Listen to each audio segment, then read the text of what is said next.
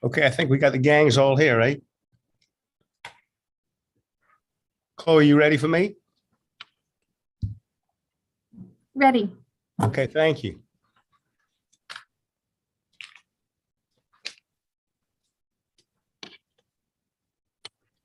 I'd like to welcome everyone to this February 16th, 2022 meeting of the City of Charleston Planning Commission. My name is Charlie Karras. I'm the chair of the commission. I'm joined by Vice Chairman Harry Lassane, commission members Laquita Bryant Jenkins, Erica Harrison, Donna Jacobs, Angie Johnson, and I think I got everybody. No, I hope I didn't miss anybody. Anyway, Ms. Lempesis is not with us tonight. She's not feeling well. We hope she'll have a speedy recovery. And Mr. Bailey is coaching his kids' basketball game, and I told him he could miss as long as he won the game. So that's the key. He's just going to win the game. So the commission members are volunteers supported by Charleston City Council, and I appreciate their time, and I know you join me in thanking them for their work on behalf of the City of Charleston. Quickly, the way we run the meeting is I'll read an item into the an agenda item into the records. Then we'll hear from staff about the item and any recommendations they have. Then we'll hear from the applicant. Then we'll hear from anyone who's in favor of the application, anyone opposed to the application next. And then we'll give the applicant a chance to respond if there's any concerns from anybody not in favor. Then we'll close the public aspect. We'll hear from commission members with any motions, discussion, such and so forth. I'd like Mr. Morgan to introduce, Christopher Morgan, to introduce his staff and the good staff he has, and he'll be presenting tonight. Thank you, Mr. Chairman. I'm Christopher Morgan, Planning Manager here at the City of Charleston's Department of Planning, Preservation, and Sustainability. Other folks that are going to be potentially commenting tonight in reference to your items before you: Lee Batchelder, our zoning administrator; Anna Harp, our senior zoning planner. Philip Overcash is also helping behind the scenes, as is Chloe Stuber, and Philip Clapper is our clerk. We're also going to have some folks from our Housing and Community Development Office help joining us for our affordable housing discussion. I believe Ms. Johnson and Mr. Ojala are going to be with us today, but there may be some other folks from housing as well. So that's our city staff for the evening.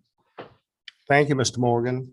We'll go ahead and get started. The first item on the agenda is minutes. I know they were emailed out to all commission members. Are there any additions, corrections to the minutes? If not, is there a motion? I'm always going to pick on Ms. Jacobs because she usually spots things there. So Donna, you go ahead. I move for approval, Mr. Chairman. Boy, that's great. Thank you, Ms. Jacobs. Is there any other discussion or second?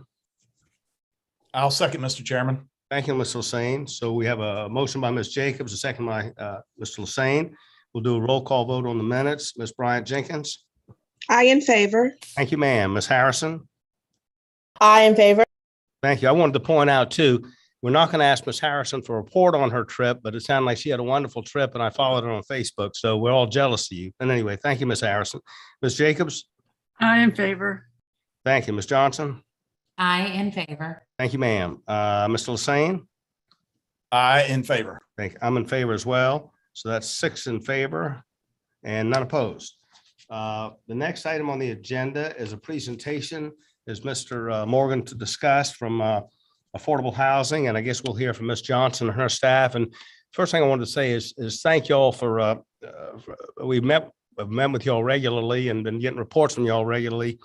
And this planning commission is focused, really focused. And we've been talking a lot about affordable housing, how we can help solve the problem. So we're willing to work with y'all in any way we can. And so Ms. Johnson, you go ahead with your presentation. Hi, so actually we gave our housing community development staff the night off. We're reporting back. We're going to be reporting out to the commission on initiatives that are primarily the responsibility of the planning department. Okay. And we certainly do those in a partnership with housing and community development, but it will be planning staff tonight presenting to you all. And if there are questions that we can't answer, we'd be more than happy to take note of those and get those to our housing staff and get responses to you all. Thank you, Chloe. Christopher, if you could go to the next slide. Philip, do you want to present this first? Okay. Since the last update the city staff gave to Planning Commission late last year in 2021, there's been a few little updates regarding our mixed-use workforce housing districts. And we also wanted to kind of bring you up to speed on what's going on in the Upper Peninsula district, since it's a fairly unique zoning district. It does have some implications on affordable housing and workforce housing. And also touch on, some of the elements in the conservation development subdivision requirements. But to start off, there wasn't a whole lot of updates to mixed-use workforce housing districts. Not a lot of activity since last year. But as of today, the city has collected about 10.4 million in fee and lieu funds. And I think that's only one more check received since we last updated you. We are waiting on, or we've got actually 2 pending fee and lieu applications. One is at 695 meeting. Their application has been approved. We're just still waiting for the check. And then 3132 Lawrence Street is still under construction, and we would anticipate it being a few months before they would make their final application and then ultimately pay the around $766,000 for their fee in lieu if they do indeed continue with their intent of paying the fee in lieu and not providing on-site affordable units. And just to update you, I think we've mentioned this before, but since the fee in lieu option was made available, 14 of 16 projects have opted to pay fee in lieu rather than create on-site affordable units. And that's about 389 units that have not been built, but we received a fee in lieu and a fee in lieu of. We could take any questions if you have any at this point before we move to Upper Peninsula, or I can move on and just give you updates to all of these at once. Commission members, any questions of Philip? Thank you, Philip. Sure. Just to touch on Upper Peninsula, we've always had an affordable or workforce housing element to Upper Peninsula District. And the district is only a few years old, I think, since around 2014, 2015, with several updates or amendments to the zoning district since then. But I just wanted to mention that in the Upper Peninsula District,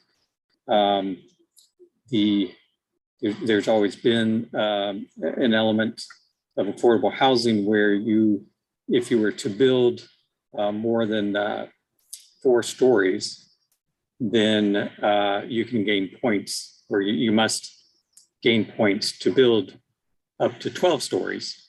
So one of the options for gaining points would be to provide affordable housing or workforce housing. But in 2019, City Council upgraded or amended the ordinance and made affordable housing a requirement if you built more than 4 stories.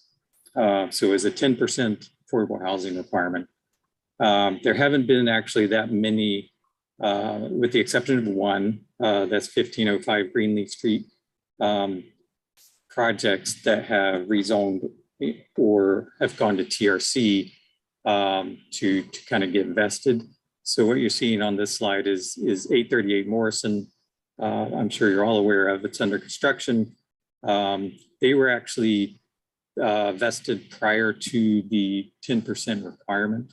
However, I believe they're providing 19 workforce housing units because they're using the point system, and you can gain points by providing affordable housing. 55 Romney Street also was vested prior to the 10% requirement. They're building 304 units, but none are workforce housing, at least at this time, unless they were to do it voluntarily. Same with 1310 Meeting Street. It's under construction. This is right next to Santi's Mexican restaurant at Mount Pleasant and Meeting Street. And mentioned 1505 Greenleaf Street. That's one that was recently rezoned into the UP district. And currently, and this could change, but it's kind of conceptual at this point, they're proposing 365 units. And if they go beyond 4 stories and their requirement kicks in, then they would be required to have on-site 37 workforce housing units. And I'll just mention here that there is no fee in lieu option in the Upper Peninsula District. So if you're required to do workforce units on site, then you must build them. And I don't know if Chloe, you want to take a mention of the conservation development subdivision. Yeah, sure. So you may remember this ordinance amendment of I think it was 2019 or 2020, where we passed this. We do have a provision in here to incentivize workforce housing if a developer chooses to include attached units, such as townhomes, then they would be required for 20% of those units would be required as workforce housing. So we've only had 2 projects begin the conservation site analysis review stage since these new requirements were adopted. They have not, those are very preliminary, just looking at the land. They've not gotten to the point of determining number of lots and whether or not they're going to include attached townhomes or not. So we do not know yet if that incentive is going to, how that incentive will play out with these 2 developments. But those are our incentive districts or updates for our incentive districts as of to date.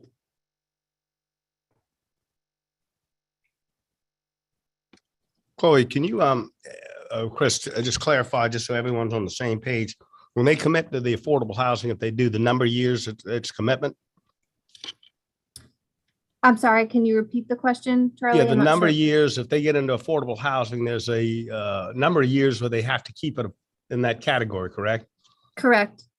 What is It varies by ordinance. I don't have that affordability period memorized for each of these ordinances. But I want to say 25 years would be, I believe, is our new standard Okay. for That's- incentive districts. Yeah, that seems a number in my mind. Yeah. So thank you. Yo, go ahead. Okay. That's a great question. Thank you. If there are no other questions, then we can go to the next slide. Okay, so this is a little small on my screen. So apologies if I'm squinting. And we can also make sure that this table is shared out with folks afterward if you'd like. I ran a quick report today of all of the projects that we've entered into our InterGov software, which is our planning and permit review software. So these are all active affordable housing projects, meaning they are going through the approvals process currently. And they have communicated to us their plans to develop affordable housing. And we have, we are actively tracking their project as it goes through the approvals process. So 25 active projects. Two quick corrections here. This is my human error. I manually created the area column here, and both Esau Jenkins Village and 3030 Maybank Highway are Johns Island, not James Island. So no units currently on James Island. Those are both Johns Island projects. You can see the developer here in the 3rd column, the estimated completion year. Please keep in mind, this is a very rough estimate. This is our best guess. This could change by the week. So please do not hold us or the developer to these years. This is just a very much a guess. The affordability period. So this is the years that Chairman Krish was just asking about. So how long will these units remain affordable once they are issued their certificate of occupancy?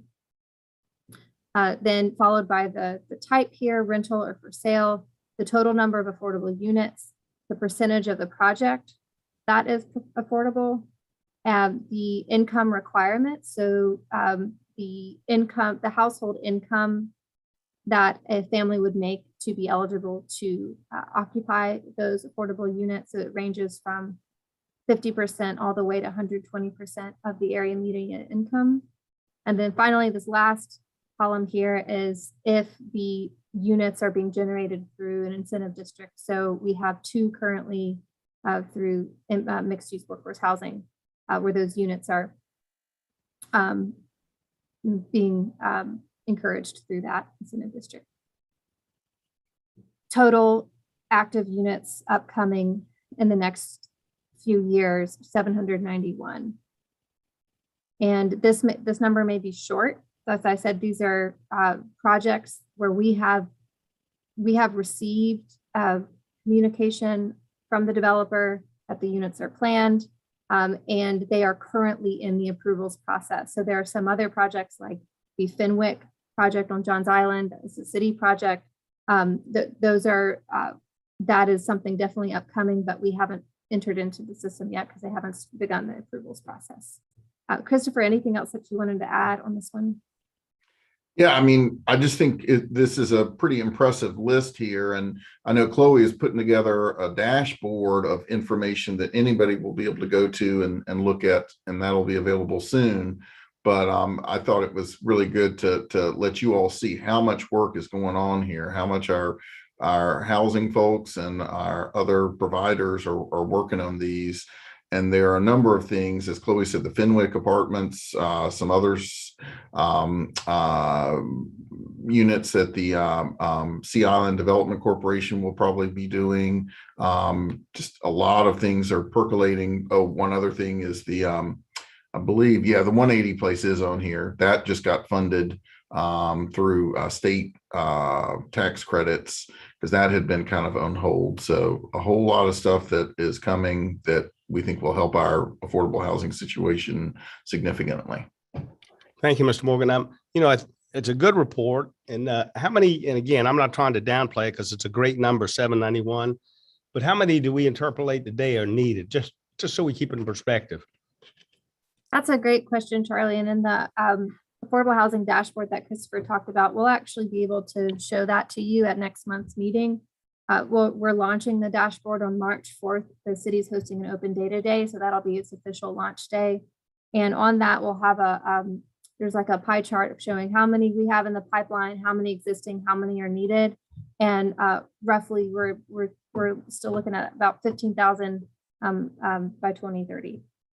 Great, thank you. And again, I'm not trying to diminish the number because it's a great number so far, but we just have we got a long haul ahead of us. Commission members, you have questions, comments? Ms. Jacobs, you go ahead. Thank you, Mr. Chairman. This is really exciting to get data organized like this. And I really applaud the staff for pulling this together for us because we asked for it so we can see it and also the public can see it. I today went back and looked at agendas from the time I started my term, which was May 2018, and was just really marveling at the number of requests that we've had for Upper Peninsula rezoning or MU2 or MU1. We've had, in my term, 6 requests for UP, 19 for MU2 workforce, and 10 for MU1 workforce, which just shows the pressure on the city for this kind of zoning and why we as a planning commission needs to stay on top of the situation and get the best affordable housing bang for our incentive zoning buck. And I'm really glad that we have the money now to look at the code and bring this in, and having this kind of data really enforces the work because the way I read this is we have 791 housing projects, but mainly with organizations that are focused at affordable housing and building affordable housing. It's kind of the good news. We have 791. The bad news is we lost 389 to real developers using the incentive-based zoning. So it's a good news, bad news situation, but it really brings it into full focus for us. And I've been thinking about this all afternoon because once again on this agenda, we're loaded with this Upper Peninsula workforce housing, and we're not getting the best affordable housing bang for our incentive buck that we're spending on zoning. So thank you so much for this work. I know it's hard to pull this together, and it's going to be something for everyone to digest moving forward. Thank you, Ms. Jacobs. And I know Mr. Lassane, I'll let him speak, but I know that me and him have talked about on many occasions, how do we get more private developers involved in this versus the city or nonprofits? so that we can really solve the problem, whether it's something we passed at city council that we want to toughen it or not. Mr. Lassane, do you want to speak? Yeah, thank you, Mr. Chairman. Just very briefly, and I'll say a lot of the same things Ms. Jacob just said, but these are the kind of numbers that actually start to make a difference.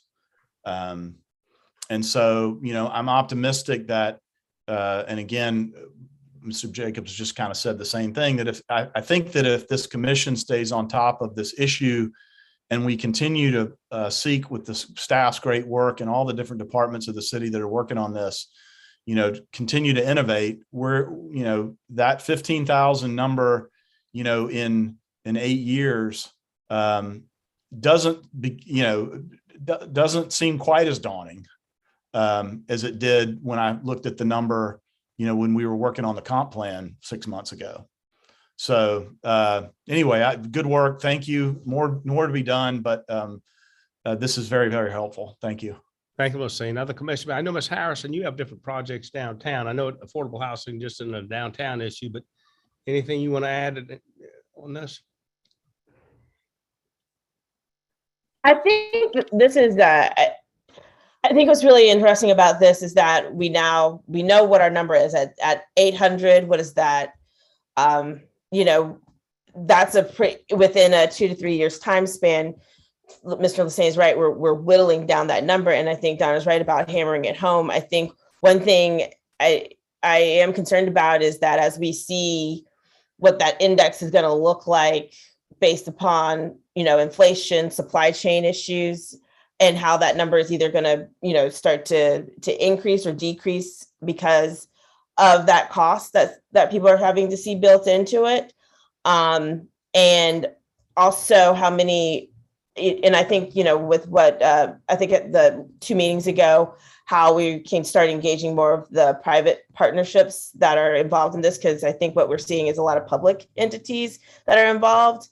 And very few private. I see from what I know some of the names that are on here. And so I'm wondering if there's a way we can kind of quantify that as well. But this is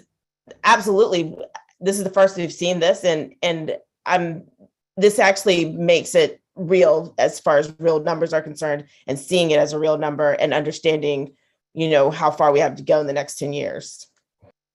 Thank you, Ms. Harrison, Ms. Johnson, and Ms. Brian Jenkins. Anything y'all want to add? Go ahead. If not, we're okay too. Thank you. I'm good. Thank you. Go ahead. But thank you. Staff, I don't want to cut anybody off. That was your presentation, and I don't want to cut if there's anything. We have one more quick slide, and I did want to make a note.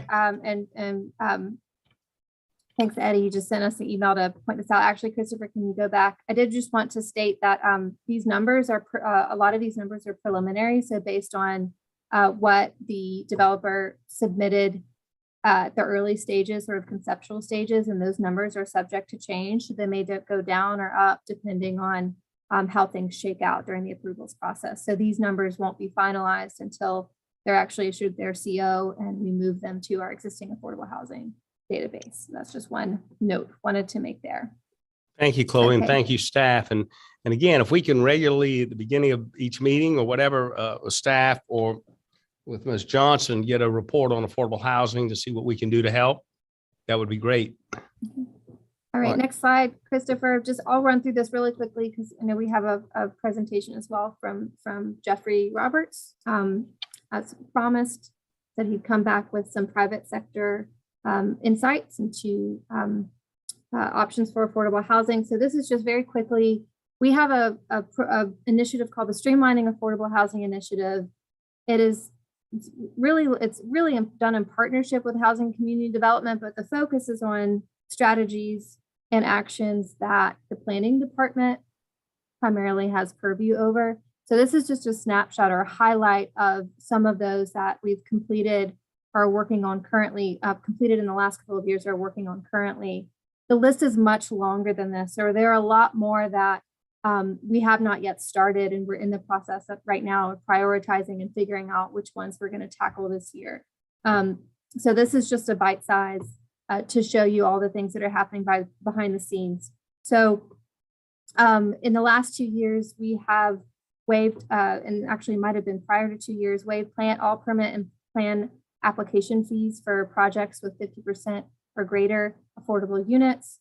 We've designated a single point of contact, assigned an affordable housing concierge. That's one of the hats that I wear for the city. So it's partially complete. Ideally, that will eventually be a full-time position, but we do have that single point of contact now in the planning department.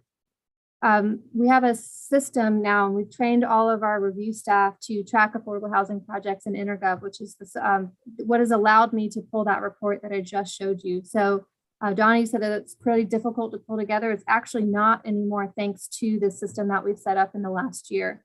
So now it's quite easy for us to pull a report of what's currently going through the process.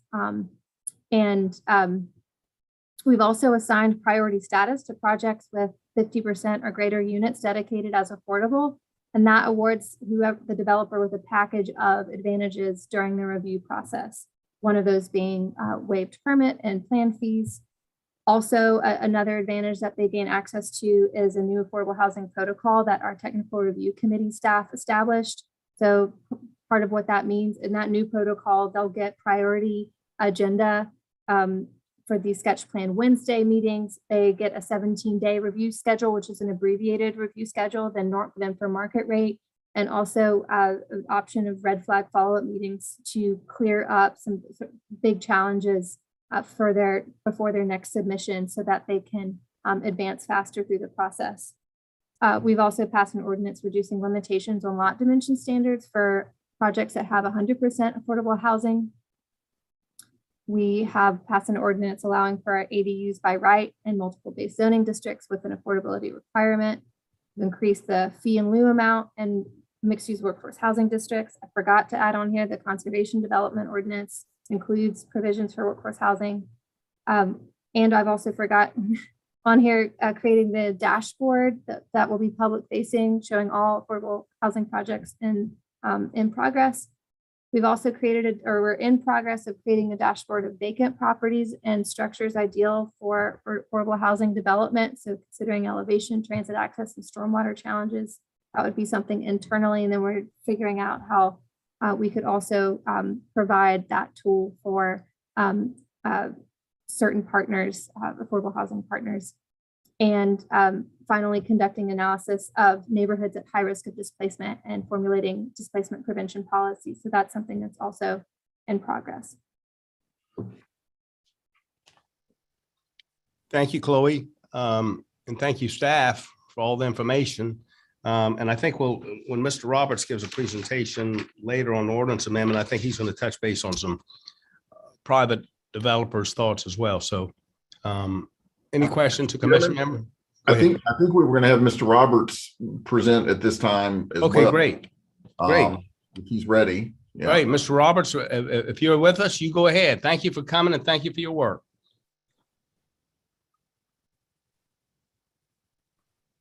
Mr. Roberts, if you're with us, we look forward to hearing from you, and thank you. Thank you, Mr. Chairman, fellow commission members, and city staff. I'd like to express my thanks for the privilege to present today and provide some thoughts coming from a different point of view than the commission would normally see. As many of you know, my company has been developing a wide variety of projects from all shapes and sizes in Charleston for more than 2 decades. While almost all these projects we undertake are market-based and done on speculation, we've teamed up many times with the city's Department of Housing as a for-profit developer, providing our private sector efficiencies, extensive experience, and capital to produce extraordinary results for affordable housing. The premise of this short presentation is that the city of Charleston cannot subsidize its way out of a housing crisis, but instead needs to cobble together a wide array of solutions and aggregate them. In order to do that, the public sector needs to lean on the private sector to provide housing supply and free market solutions as well. Before we start with this short presentation, let me sincerely state that this is not a free market lobbying effort for the multifamily development industry, but one which realistically assesses the entrepreneurial motivations of the free market sector and what could induce them to create more affordable and price approachable housing, focusing for now on Charleston Peninsula. As an aside, we were the only developer out of the mayor's 2016 focus group run by ULI to publicly support at City Council the newly adopted fee and lieu structure for mixed-use zoning. In essence, we have a supply problem for lower-priced multifamily units. This pandemic has actually exacerbated the supply imbalance for now, as more people are relocating here as remote workers, and they are of a higher wage cohort that are capable of paying higher rents for luxury dwellings, creating a wider chasm for affordability for the haves and the have-lesses. By definitional purposes, this short presentation deals with subsidized workforce units that capture tenants at 80 to 100% of AMI, which is the allowable rent for the subsidized unit on the peninsula of about $1,100 a month.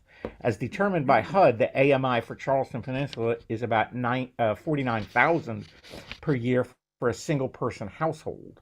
As a point of reference, market rate studios in a newer multifamily building ranges from $1,800 to $2,100 a month, one bedrooms $2,000 to $2,500, two bedrooms from $2,500 to $3,500. So when I reference the term price approachable, which is non-subsidized market-based, it's somewhere between a subsidized workforce rental and a market rate.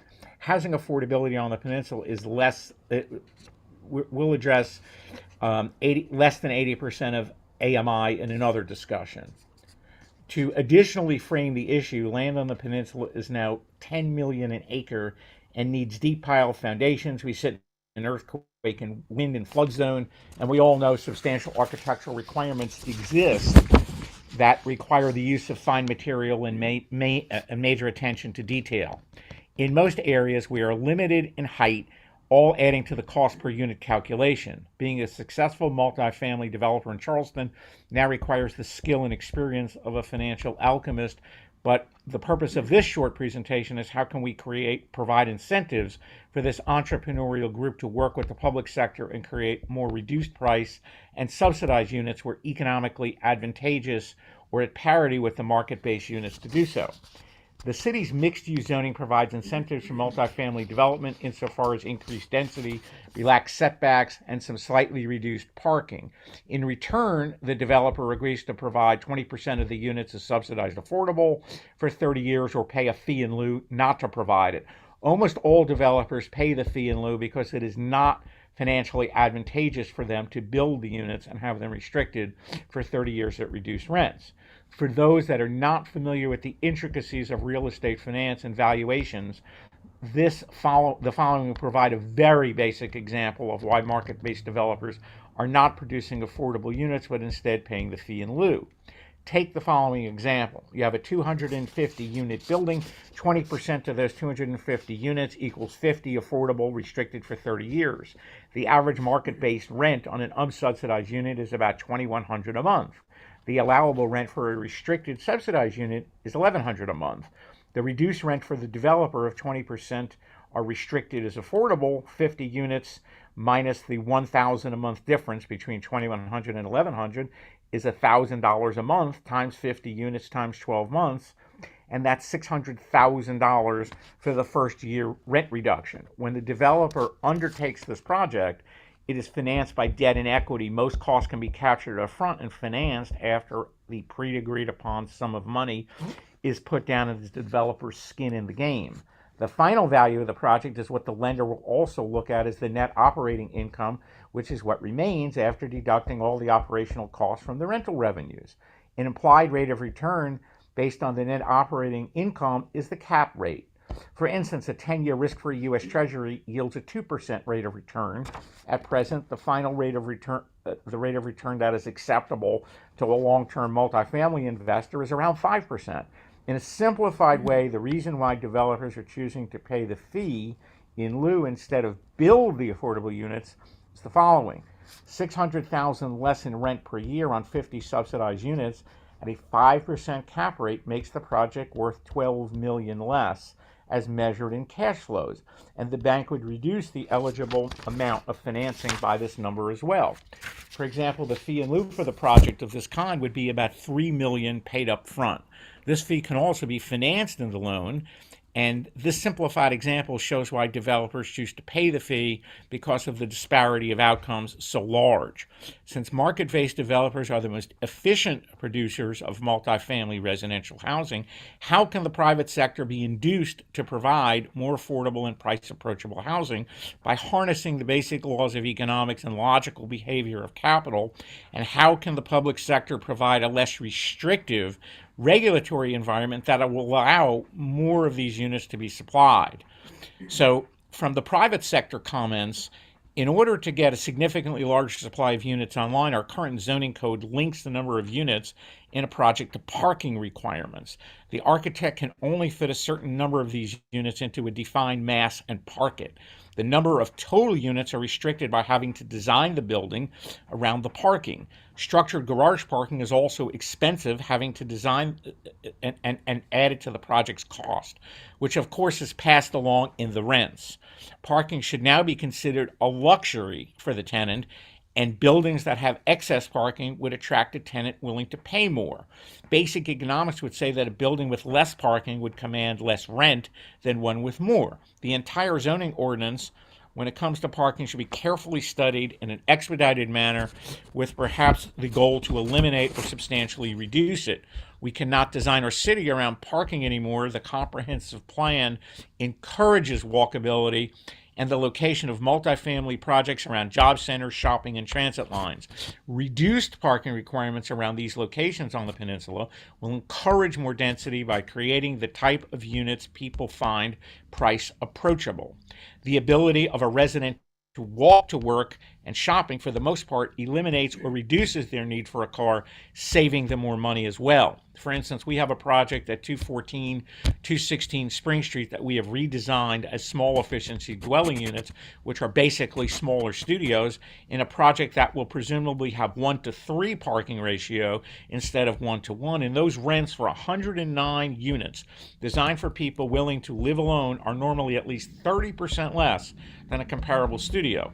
This augments the supply of price approachable units, improves the quality of life for the workforce renter that even at market rates, somebody making 80% of AMI or more can naturally afford it without any subsidy.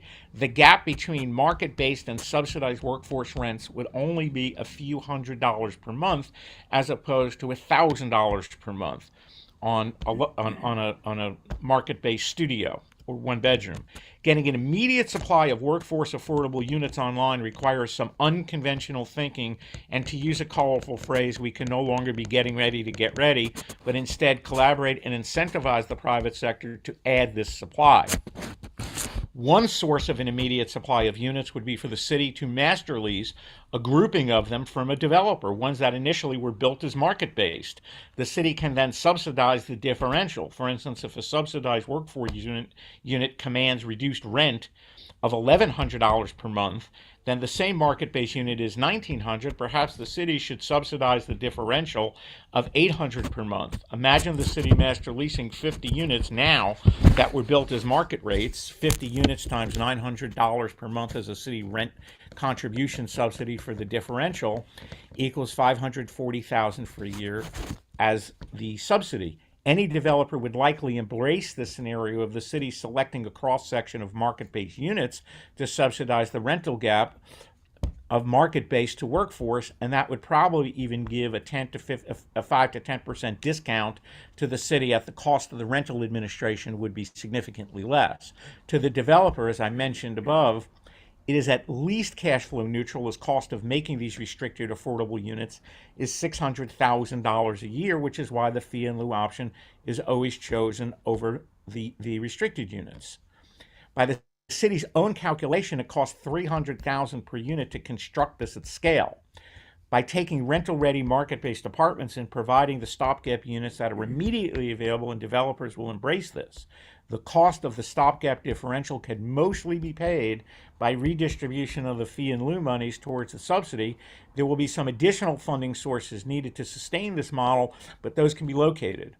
As developers are faced with a binary decision, all have a fiduciary responsibility to the project, and partners and investors and lenders to take the route that maximizes their rate of return. It's just human behavior. That being said, Another solution that could work if it satisfied the city's unit needs while not overly penalizing the developer could be while keeping the fee and lieu structure in place. An additional way could be creating additional workforce units would be to offer a property tax incentive that would roughly be at parity to the annual differential in rents between market-based and workforce. If done this way, the financial modeling is the same. Reduced and restricted rents for the corresponding property tax credits are cash flow neutral and have no impact on the net operating income. There are other more involved and technical suggestions, but that is for another time, and I look forward to getting together with a focus group made of PC members in a more detailed discussion in the near future. In conclusion, if a well-meaning and creative private sector works together on this now with governmental counterparts, there are solutions at hand which we may exploit private sector efficiencies, and governmental resources can be realigned and calibrated to partially fulfill our immediate need for affordable and price approachable housing on Charleston Peninsula. I appreciate the opportunity. Thank you. Mr. Roberts, thank you, and I appreciate the time you've spent on this and your concerns about the problem we have and trying to help us fix it. Commission members, comments, questions of Mr. Roberts or anything else? Ms. Jacobs, you go ahead. Thank you, Mr. Chairman. I think Mr. Roberts has just proven to us that he's what as his term was called, the financial alchemist here. I did study on a chemistry set when I was a young lad. Well, I have a degree in chemistry, so I appreciated the There you comment. go. And I couldn't take the numbers fast enough. So I think you proved that you are the financial alchemist here. Well, thank you so much, but I also will send a copy of this to Chloe that she can distribute the PDF of what I just said, and we can go over that. I know I try to keep this under 12 minutes because everyone, I'm sure, wants to get home, but I will send a PDF to Chloe so she can circulate that. But thank you so much for the kind words. Yeah, thank you, Mr. Roberts. And again, we'll listen to you as much as you got to say because it's important and helps us solve some problems. Other commission members' comments? Mr. Lassane? Yeah, thank you, Mr. Chairman. Mr. Roberts, I'm greatly appreciate your comments and everything you said, bears a lot of thought on behalf of the commission. And I will appreciate receiving those when Chloe can get them to us. I would ask about next steps. And the chairman mentioned, this commission's commitment to this issue. And I'd ask my fellow commissioners to chime in, but I think we're eager to work with the private sector, to work with the city staff and the city council to, as you said, and I think you're right, what you started with, there's not one silver bullet solution to this. This is going to require lots of different solutions and a lot of creativity. So, where do we go? Where do we go from here? I guess is the next. If you have any thoughts about that, Christopher, Chloe, Philip, Mr. Roberts.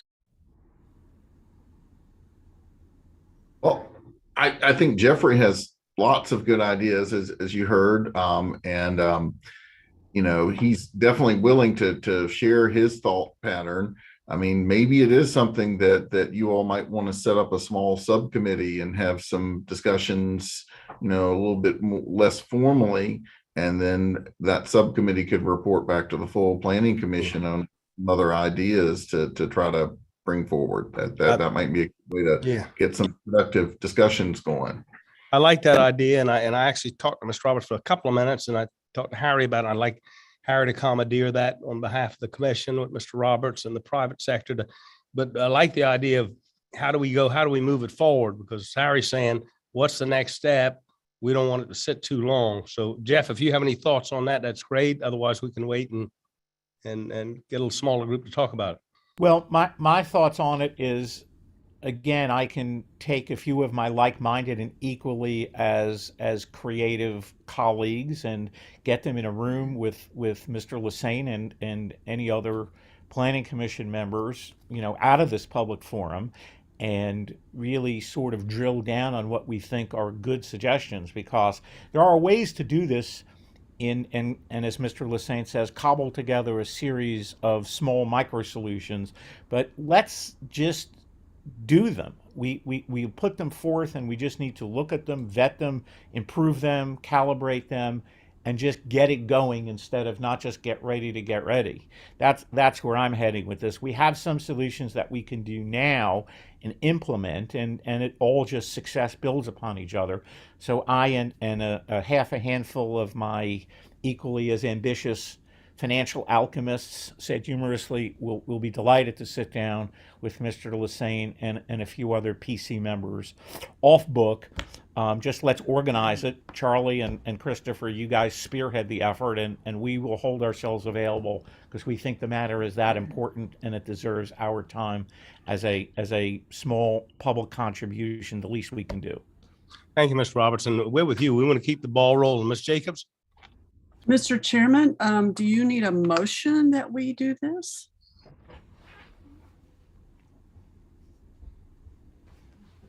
Yeah, I mean, I guess we could just set up like an ad hoc subcommittee, and I'm happy to chair that. And I won't put anybody on the spot. I don't know that we want to necessarily appoint members today, but Yeah.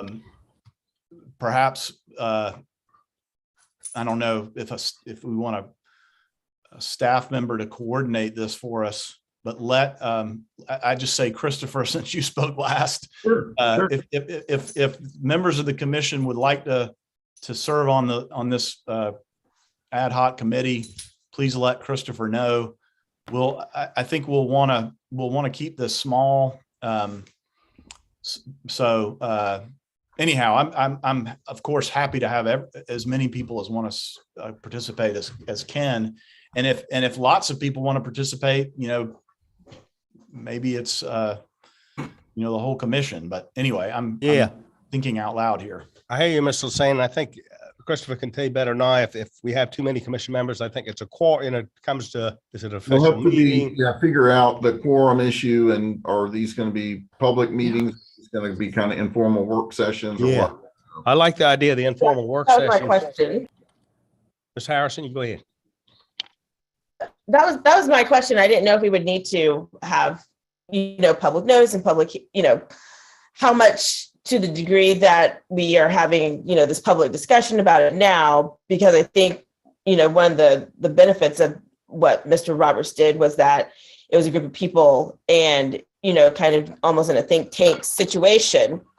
And whether or not, do we need, as a ad hoc situation, what do we do? Do we need to go through city council as an ordinance, or what's that process would look like? I'm going to hope that I have the ability and the authority to go ahead and appoint Mr. Lassane just to be the spearhead on this for a small informal committee to discuss with Mr. Roberts. And I'm going to take that for granted until somebody says I don't. So we'll do that. And Ms. Jacobs, if that's okay, rather than a formal motion, if we can go ahead and do that. And if we need to have more of a formal motion later, we can. And again, I think these informalities are okay, because anything that comes up that we're going to have to discuss and vote on will be a public session. So. Correct. Yeah, and I think perhaps that's exactly right. Maybe we just call this a working group rather than even a subcommittee. Makes sense. Any other questions, comments? If not, thank you all. Thank Mr. Roberts. Thank staff. Again, this commission is committed to affordable housing, trying to solve the problem. So whatever we can do, just let us know. And thank you all for your time. Thank you. All right, we're going to go ahead on to the zonings.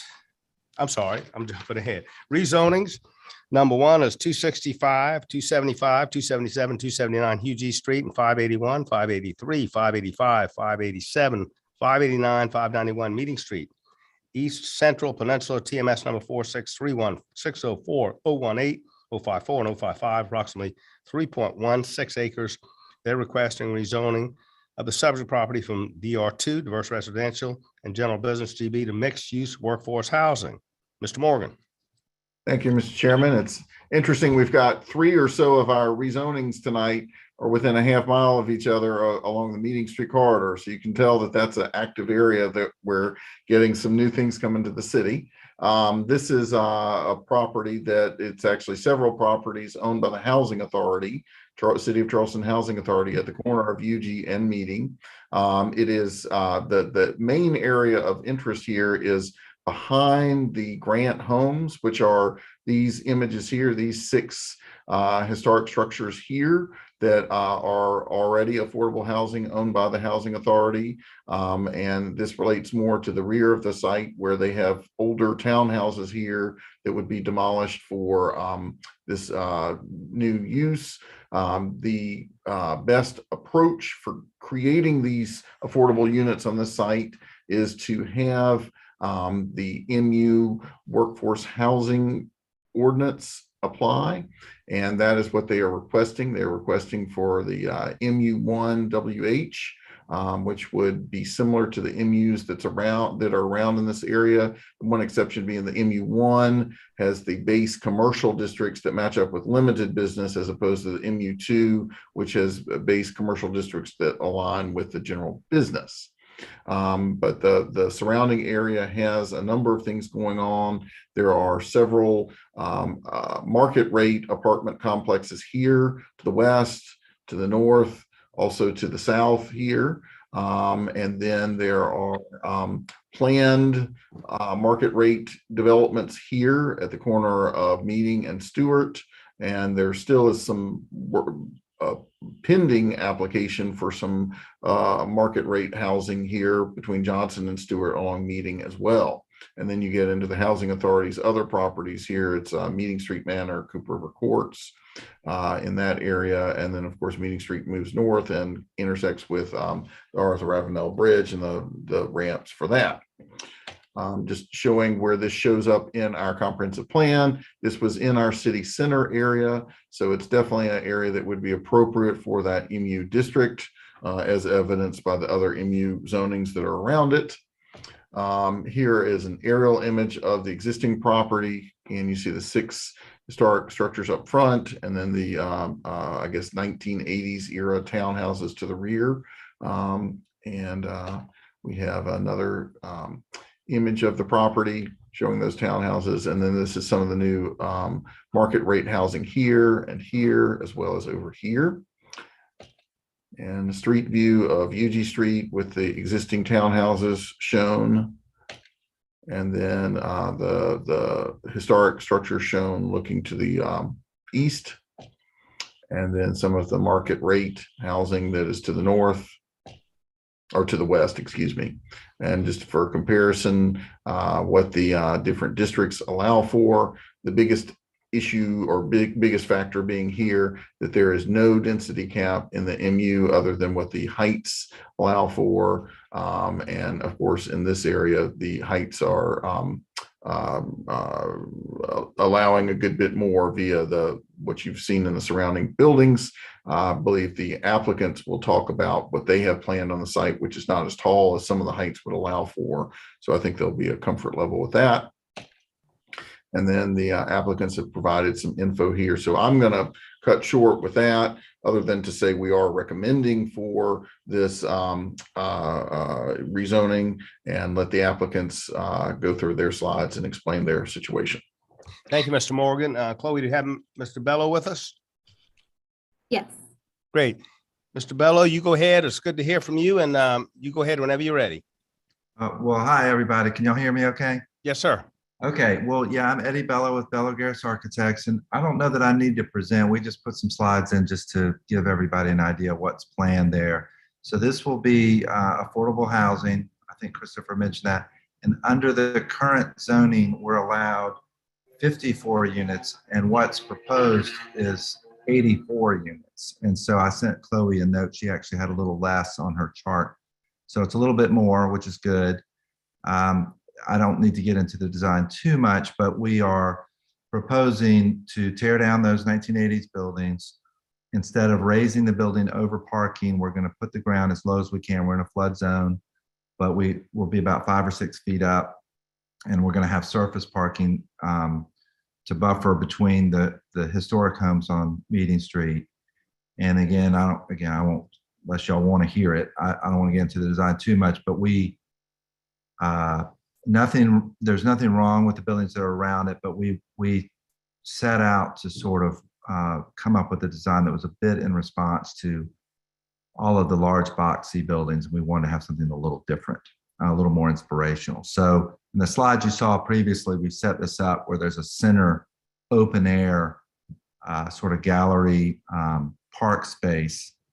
And then there's two sort of buildings that are organized around that are broken up in the middle with another airspace. So it terraces up. And then, yeah, Christopher, if you'll go to the next one, I can talk about this stuff all day. I know y'all have got other things to do, but it's set up kind of as a big shed. And so here's a view. You can see the Grant homes to the sort of bottom left there. Next slide, Christopher, I'll go quick. So this shows what we took to the BAR. So we actually took this a little bit out of order. We went ahead and went to the BAR a couple of weeks ago and got conceptual approval, assuming you guys were going to be okay with this rezoning, given the use and the fact that there are similar zone properties all around us, basically. And I think I have one more slide that just shows, or maybe this is the last one. But anyway, that was it for me. I just wanted to provide a little background and answer any questions that y'all Thank you, Mr. Bello. Thank you for your time and for your work. There's no one signed up to speak in favor and opposed to this, so that'll close the public aspect of this. I'd ask commission members if they have any questions, comments, or motions.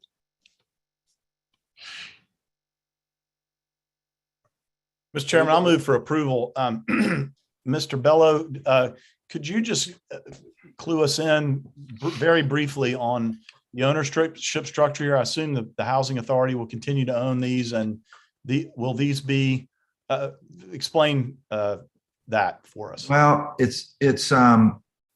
our client is Mungo Construction and Nick's Development. And so we answered an RFP set out by the housing authority. So that's our client, although really the housing authority is as well. But so technically they have that organization has some type of development agreement with the housing authority.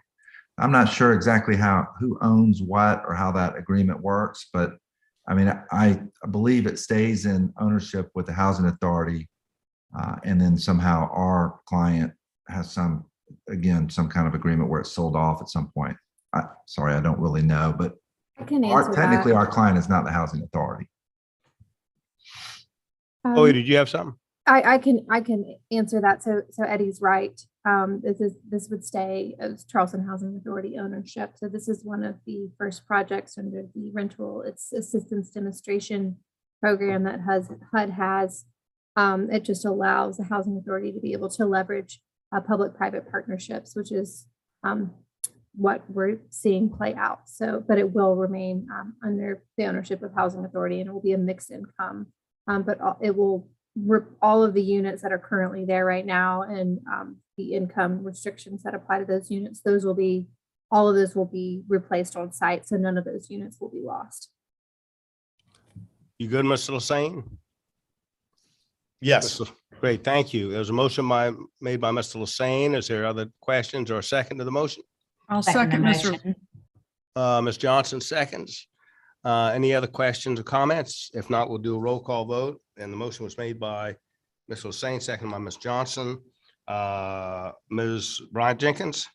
I in favor. Thank you, ma'am. Ms. Harrison? Ms. Harrison? I in favor. Thank you. Ms. Jacobs? I in favor. Ms. Johnson? I in favor. Thank you. Mr. Lassane? In favor. Thank you, sir. And I'm in favor as well. So that's six in favor and none opposed. Thank you, Mr. Bello, for your work. Okay, thank you, everybody. Yes, sir. Number 2, under rezonings is properties on Meeting Street, East Side Peninsula, TMS number 459, 05, 03, 077, 079. And then 459, 05, 042, 16, and 222.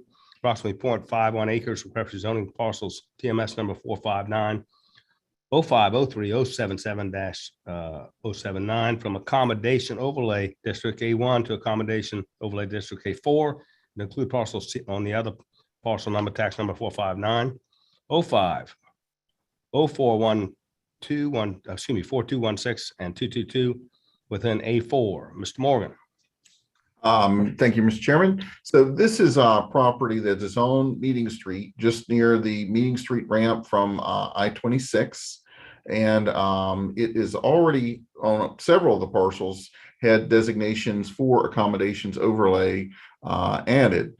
This is, of course, is the area where the old Cooper River Bridge is, and the city has properties in here, some of which have already been developed for affordable housing, others that are coming. The Grace homes have been built on this site here by the Housing Authority, and that is already open to rentals. And then we have the James Lewis apartments that are going here. This is property that the applicant has owned for a good bit of time with the plans for a hotel, hence the accommodations overlay. And there are other city parcels adjacent to it that there have been discussions about sale to the applicant for this hotel site because this is, former land that was the Cooper River Bridge area. And so the city is still one of the applicants here because the transfers have not taken place, but that is still being discussed. And this would add these parcels to the accommodations overlay, and then this entire set of 5 parcels would become one of the A4 sites in the city, which allows up to 100 accommodations units. They still would have to go through the BZA process for the specifics of the hotel, but it would get them the accommodations overlay on the site. And of course, the city sale or transfer would also have to take place as well. Just to show what's going on in this area from a planning standpoint, in the comprehensive plan, these are city centers, so the accommodations make sense from that standpoint. The property is vacant at present, grassy lots. You see the new Grace homes that have been built just to the east of these. Then we have, again, the site in question. This is the end of Cooper Street, which was dead-ended when the off-ramp was brought in here by the DOT. Then we have, again, an image. This is at Lee and Meeting. The subject property is over in this area here. And here we are looking across the street. The subject property is here, and this is new development that has occurred across the street, mixed use development there. And this is looking to the southeast. The subject properties are to the northwest here. This is Meeting Street in front, in the foreground. So this is an explanation of what the different A zones are. And it says in here, right here, that 100 units or rooms would go to areas designated A4, which is the request in this instance for all of these 5 parcels. The staff recommendation is for approval on this, and it comes to you all for discussion. Great. Thank you, Mr. Morgan. Chloe, do we have Mr. Gow and Mr. Patel with us? Yes, promoting them right now. Great. Thank you, gentlemen. You go ahead whenever you're ready.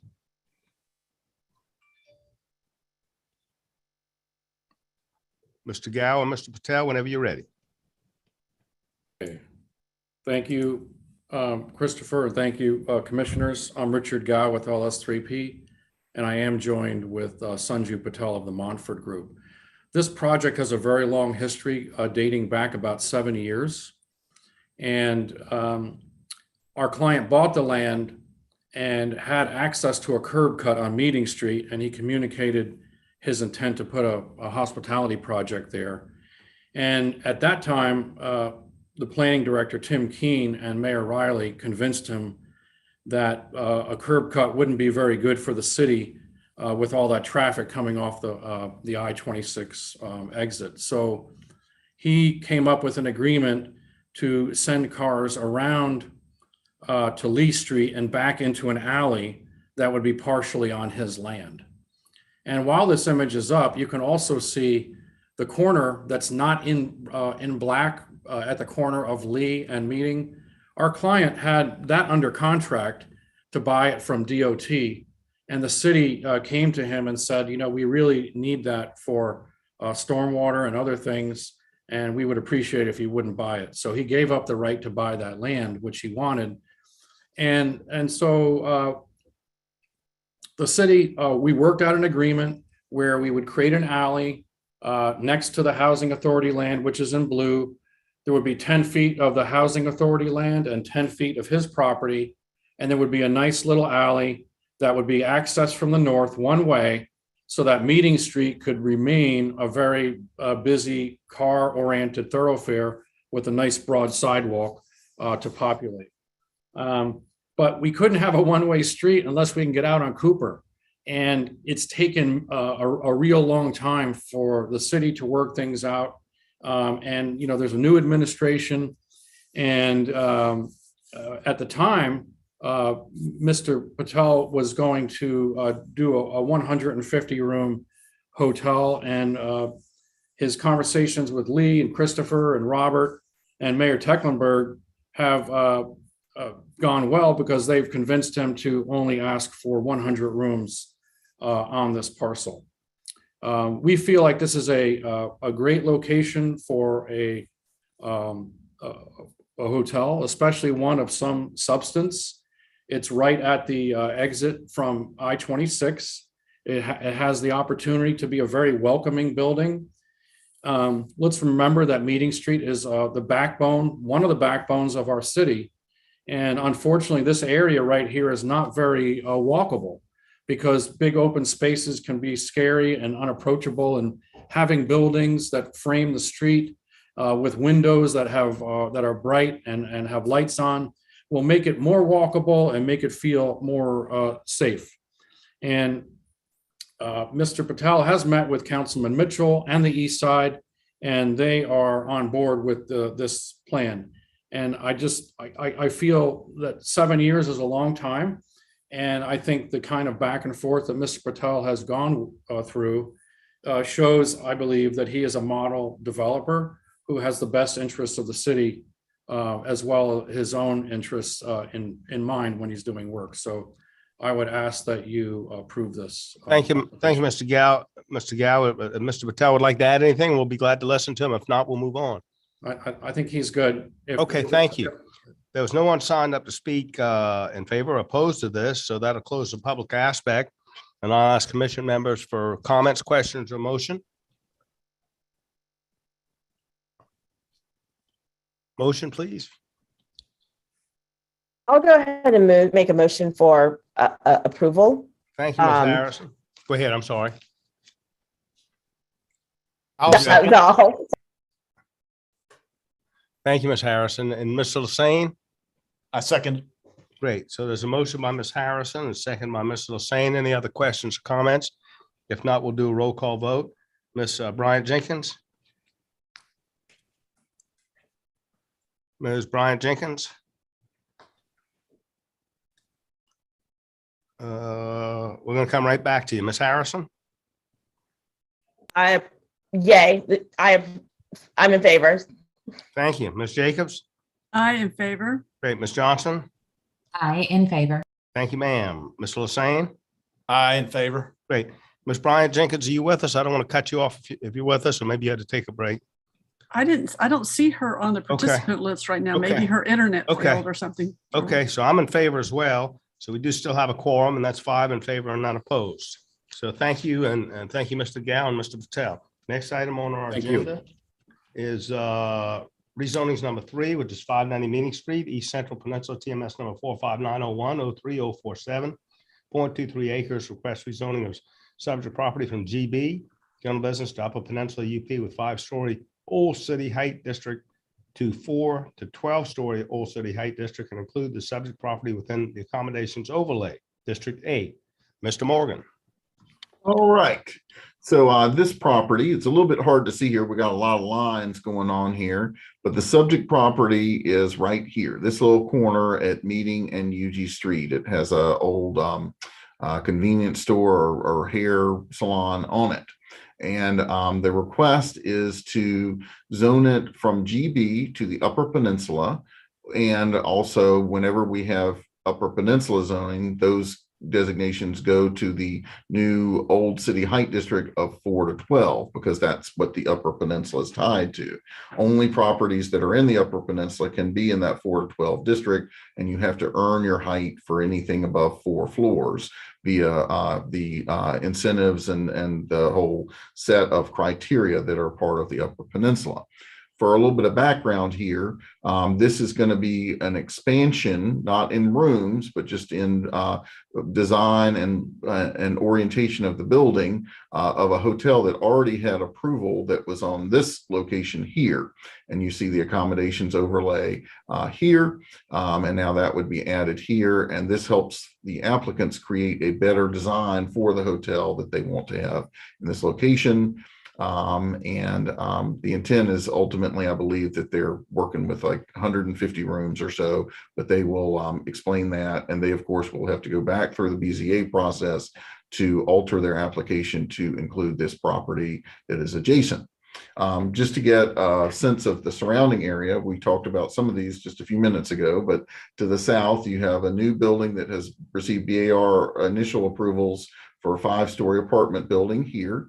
We already have BAR approved 8-story hotel structures here, as well as an office structure here. So that's going up to 8 stories in this location. Here we've got a 5 to 6-story mixed use apartment building. And then we just saw tonight the item that you all endorsed of the new housing authority property for affordable housing in this location here. So that's some of the immediate surrounding context.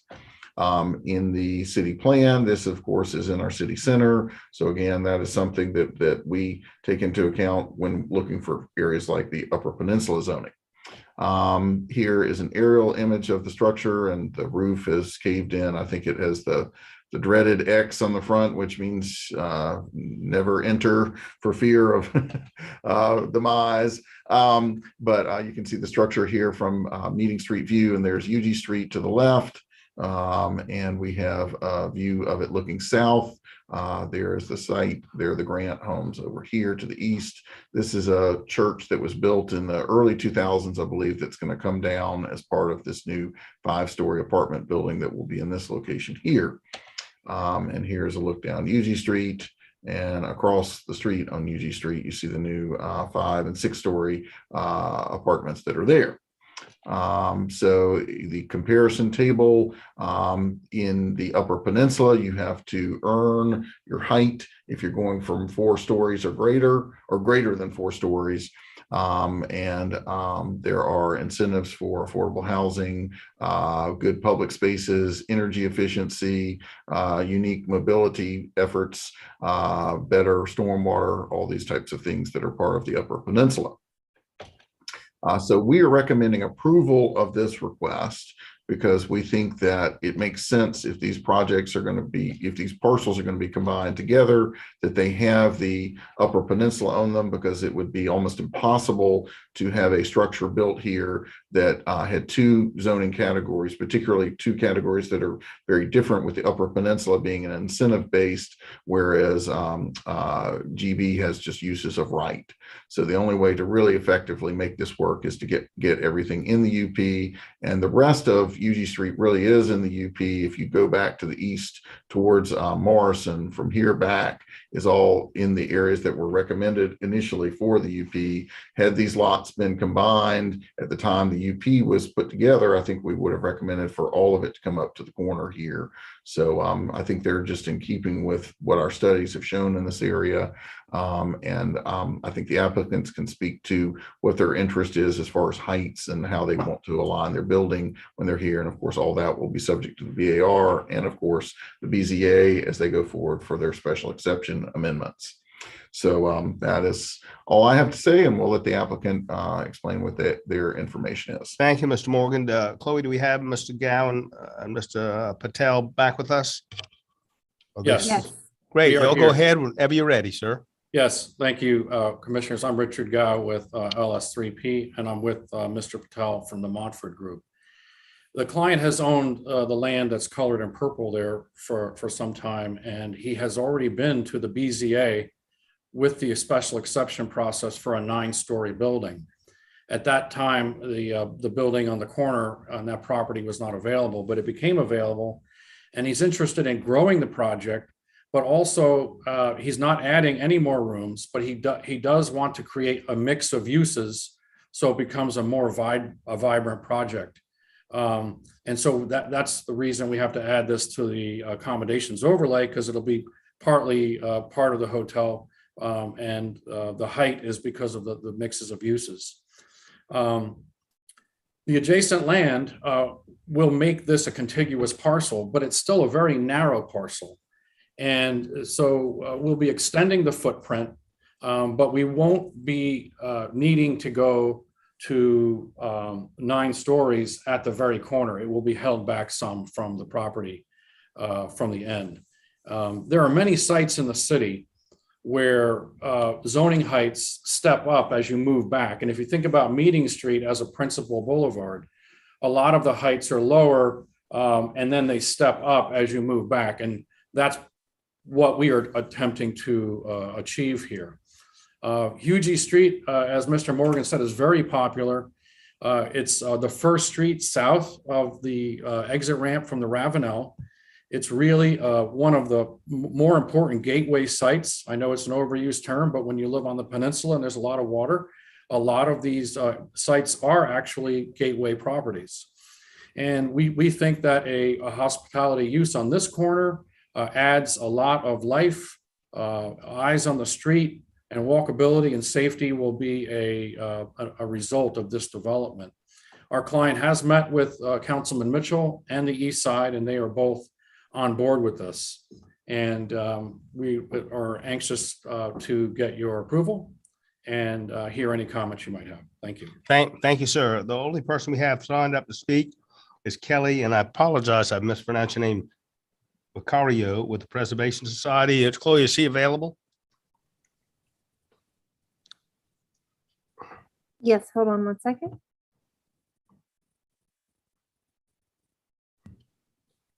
Okay, Kelly, yes, unmute and whenever you're ready.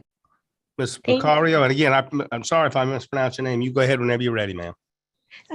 No, thank you so much, Mr. Chairman. You said my name correctly, Kelly Vicario.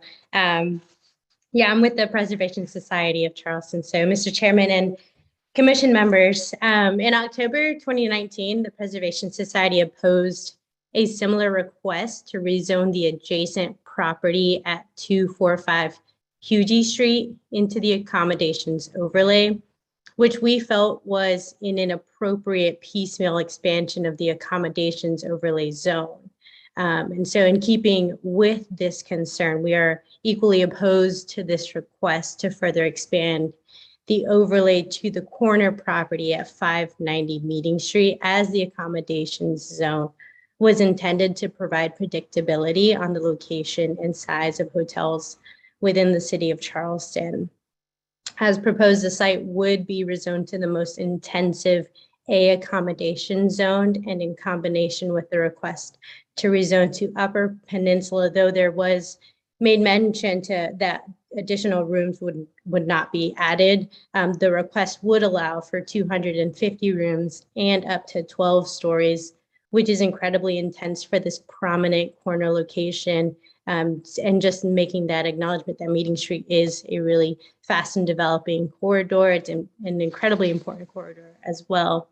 We are also concerned with the request to rezone from a 5-story height district to a 4 to 12-story district. This corridor, we're seeing larger buildings in this area of the city. The majority of new construction is compatible with 5 stories of height. And so opening the door to 12 stories presents the possibility of a building drastically out of scale with the surrounding context, which is of our greatest concern is the potential impacts on the 2-story Grant homes directly across the street, which are significant historic buildings recognized under the city's landmark overlay. Therefore, due to the significant concerns over intensity, use, and height, we ask the Planning Commission to recommend disapproval to this application. Thank you for considering our position in this matter. Thank you, Ms. Vicario, for your comments. Mr. Gao, would you like to respond? Yes, I would. Mr. Morgan, do you have any exhibits that I have given you that you could display? And Richard, I am sorry. I thought that those exhibits were here. Chloe, do we have any other slides on this? I don't recall Okay. receiving a What I'm request to gonna do, include I'm gonna exhibits. stop the share, and I've got them in another folder, so let me get to those. Just bear with me for a minute, I'm sorry. Mr. Morgan, you go ahead. We want to get all the information, so you go ahead. Okay. Let me get to something else here. Oops. I have to. Oops. Ah. Okay.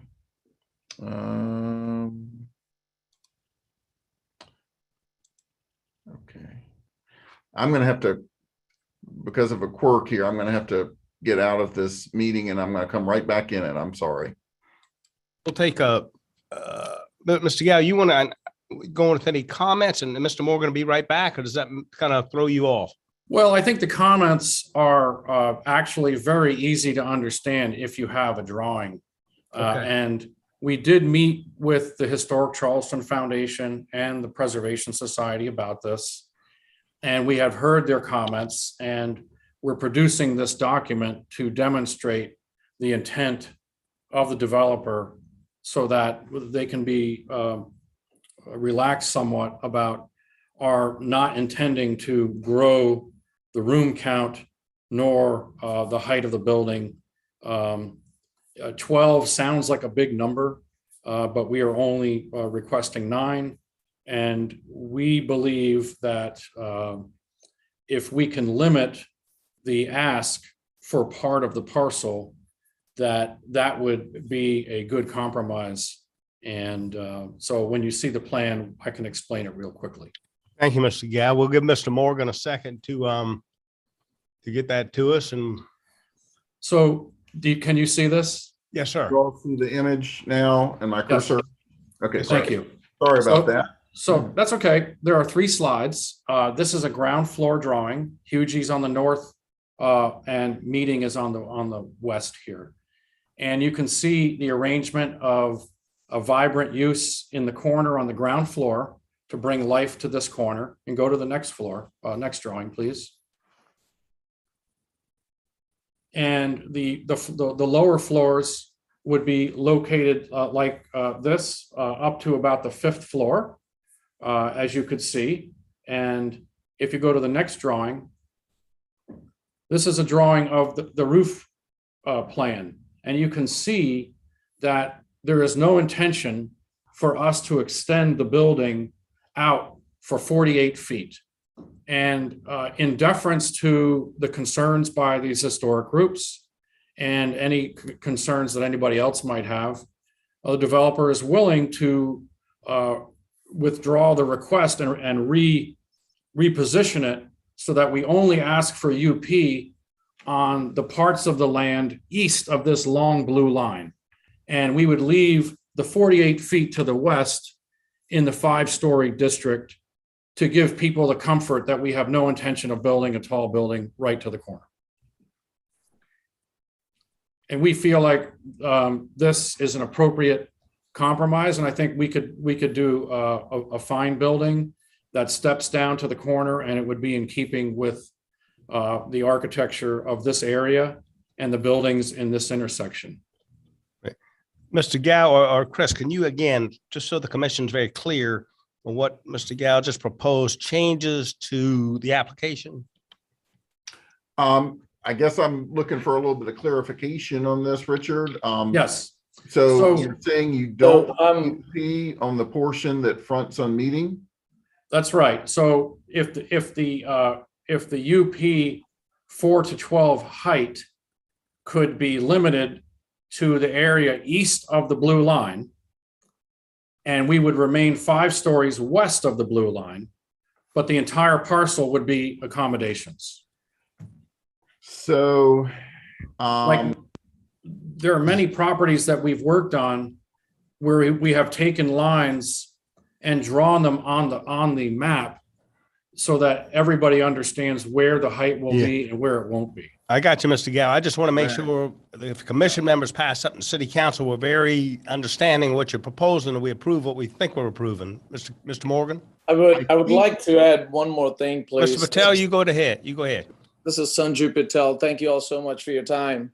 I do want to make sure that everyone understands that we're not asking for more room count. We're not asking for 12-story high district. And we're very mindful of what the city looks like. We live here. This is my city. This is my only home.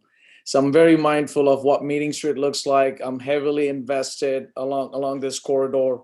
And I do want to make sure, and I understand, we're going to sit back 50 feet from Meeting Street to make sure the landscape and the streetscape of Meeting Street and Hugie Street does not change, right? So we have a project that's under construction right now at 547 Meeting Street. We did exactly the same thing where we set back, first 5 stories, and then we went up to the 7 stories after 50 feet.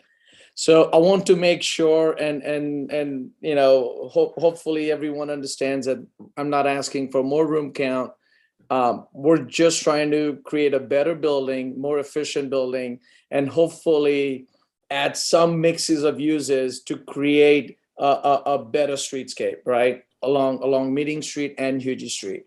So I thank you all so much for your time. I'm happy to answer any questions anybody has, and I'm here. Thank you again. Thank you. Mr. Gow, do you have anything else? Because I need some questions from Mr. Morgan, but you go ahead. Is there anything else you want to add, Mr. Gow? No, I think I'm good. Okay. Mr. Patel said So a lot. Chris, I want to make sure that we understand what we're doing and what we're voting on, and it's a change to the application, I guess. I just want to make sure we're all doing it in the proper way. And if there is a motion, that the motion is understandable and meets guidelines. Mr. Morgan, can you help on this?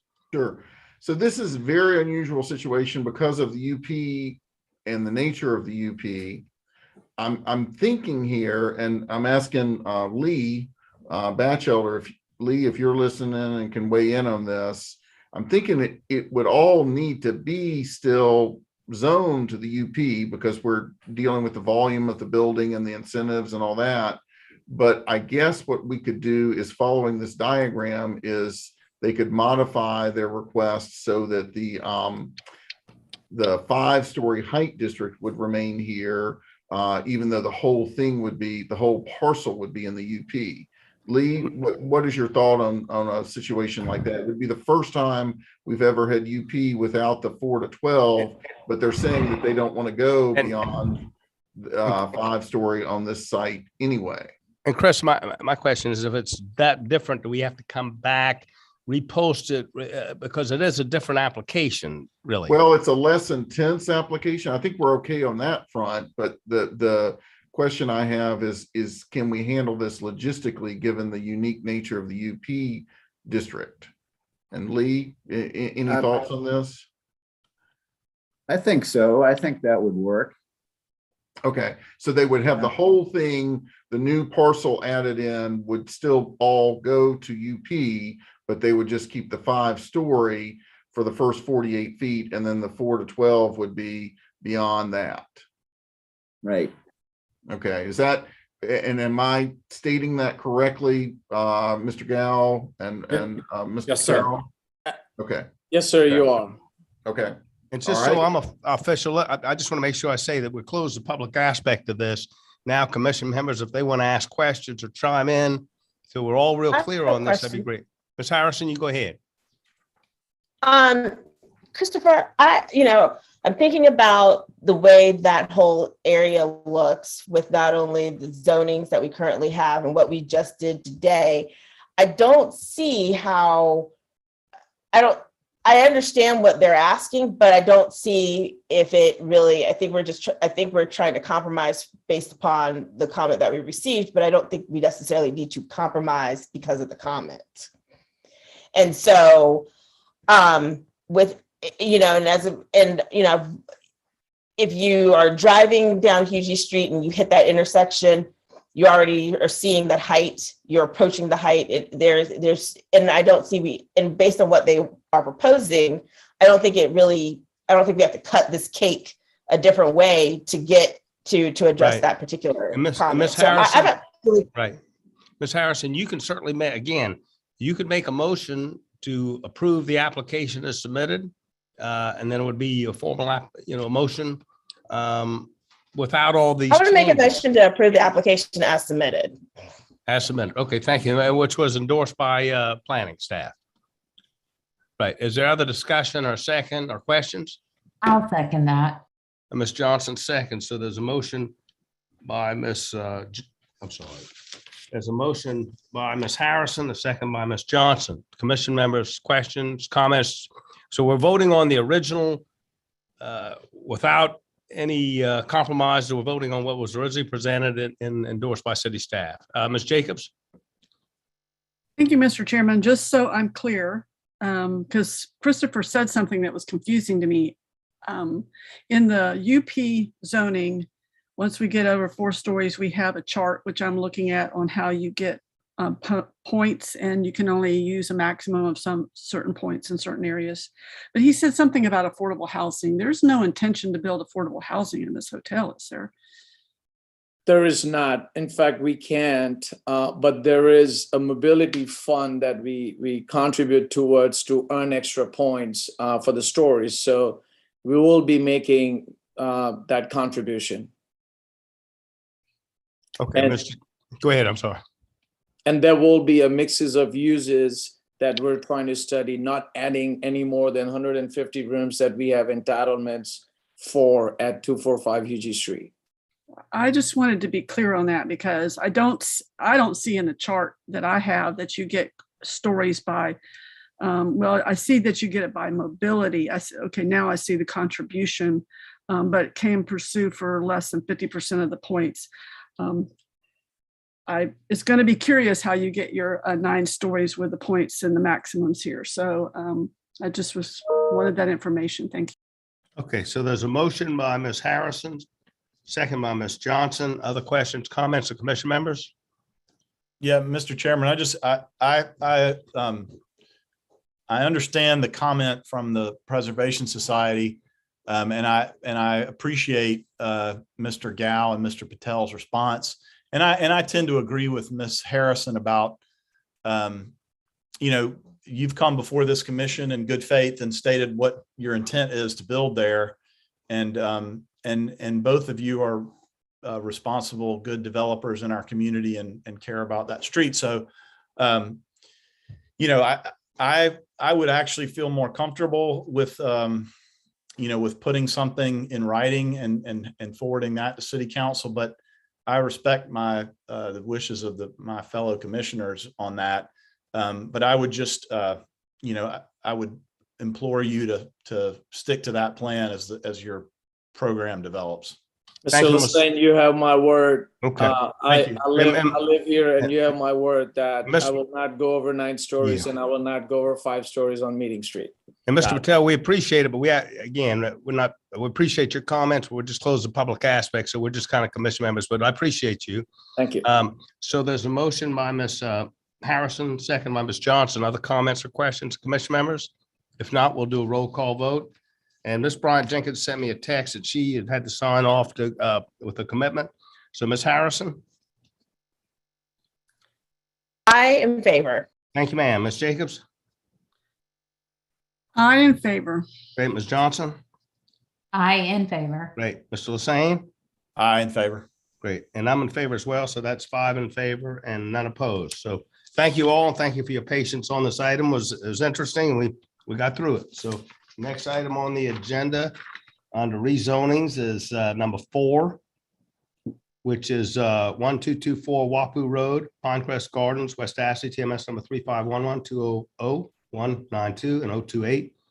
0.33 acres request rezoning of subject property from GO General Office to Commercial Transitional. CT, Mr. Morgan.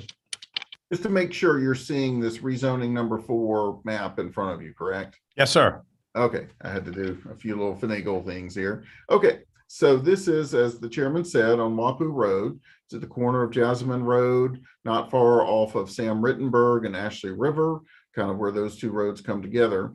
And this is a kind of unusual portion of this neighborhood because it already has some commercial designations.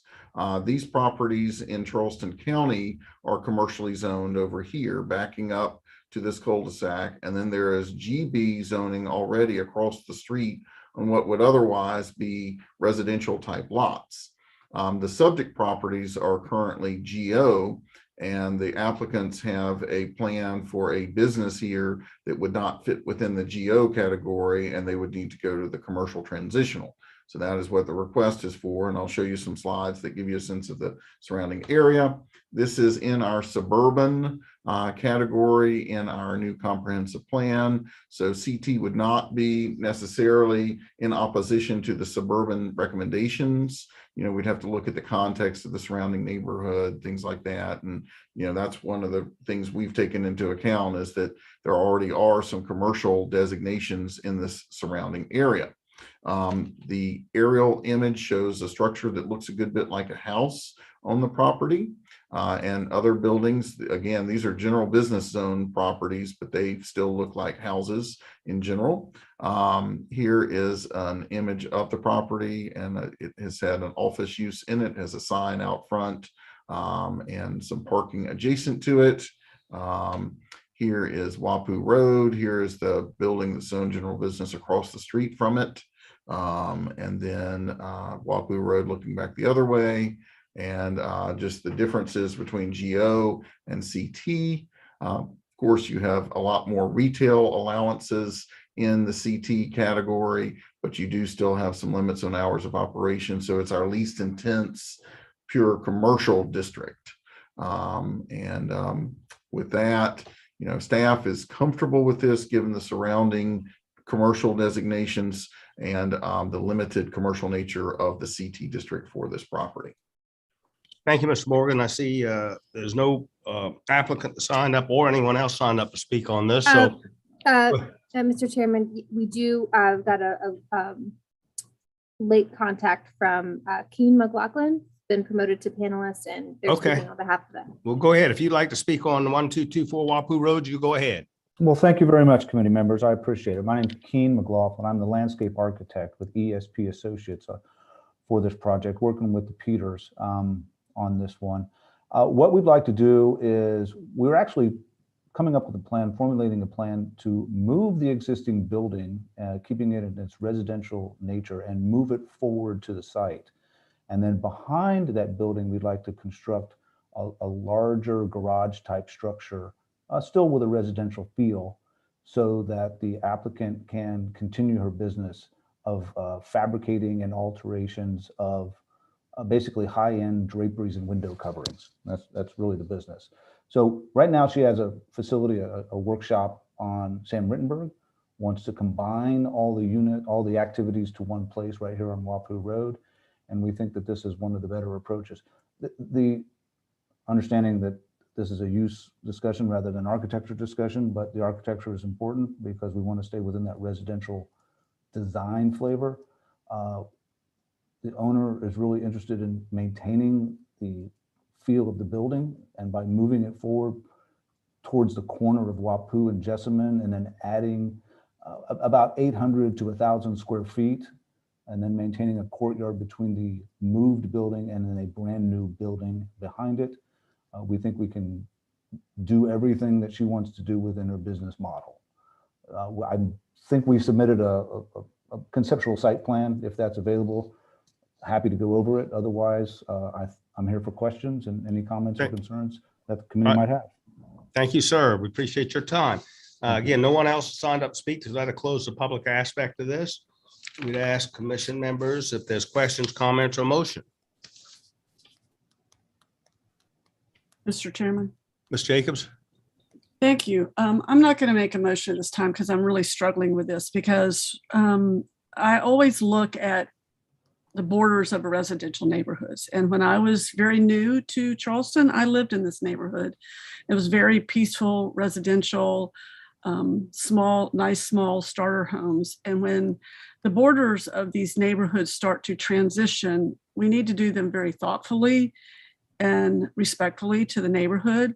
We've had several of these come before Planning Commission, and I've always advocated for this position. My concern is not with what the applicant wants to do with the property. It sounds all very respectful of the neighborhood. My concern is that the zoning does not stay with the owner, it stays with the land. And if for any reason this owner's business grows to where they need to move it to another place, then a new owner now has a commercial transitional zoning on the land with some pretty high density right there on a corner. And I redrove this neighborhood this weekend just to reaffirm what I knew about this neighborhood, because I've also had friends recently that live in this neighborhood. And I was very, very concerned about the intensity of that zoning. I don't know if there's any other way to approach this where the owner can get what they need for their personal business and not leave land right at that edge that would have great intensity and potentially great impact for some future person. And therefore negatively impact that neighborhood. So I don't know if a staff has an answer for me on that one. Mr. Morgan, do you have any, again, your recommended approval of this commercial transitional? Do you have any comments? So again, you know, it is a little bit more intense here, but we felt like the CT still kept, you know, CT is designed to be in close proximity to residential structures. That's why it has a lot of limits on hours of operation and the intensity of it. And, you know, with the other GB zoning across the street, we felt like, you know, a precedent had already been set in this portion of this neighborhood that there were a mixture of uses allowed. So that's why we felt okay with the CT request. Thank you, Mr. Morgan. You know what, I hear you, and I hear Ms. Jacobs, but I'm gonna go ahead and make a motion to approve item number 4. Other commission members, questions, comments, or second? Mr. Chairman, Mr. Morgan, how about, I mean, I'm just following Ms. Jacobs' thought process here. How about the residential office zoning? Would that do anything to help the applicant? I think it's the same situation that they have portions of their business that are not allowed in our office designation. Okay. Okay, thank you, Mr. Sane. Other questions, comments, a second to the motion? If there's no second to the motion dies. Is there another motion? Mr. Chairman, I'm going to move that we disapprove this application and really have staff work with this application to look, because I'm just very concerned about the density here. There's a couple of these that we've taken care of at the planning commission area level and have helped neighborhoods. And there's some that we've let through, and then the neighborhoods have come back and said, we really wish we had stood up and said something about that. I'm not sure that this neighborhood really understands the potential for this going to commercial transitional. They've probably heard the plans of this particular owner and are fine with it. So I'm going to move that we don't approve this application. So you move and to deny the application by Ms. Jacobs. Is there a second or other comments? I'll second it. Great. Mr. Lassane seconds. So I have a motion to deny by Ms. Jacobs, a second by Mr. Lassane. Other questions or comments, or we'll do a roll call vote.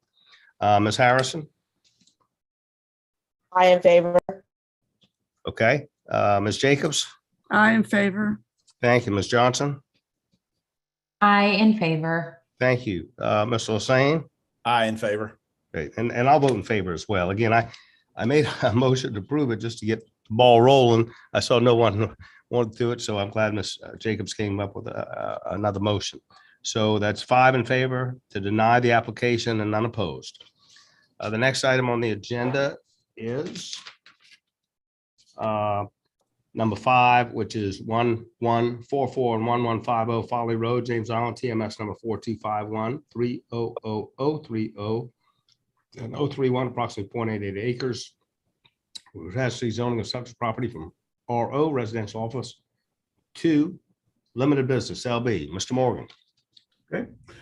This is a little bit of some of the same issues we're having here that we had at the previous one, in that this is an area that's transitioning, that has some commercial already around it, but that the RO district in this case doesn't really work for a future business that is planned in this location.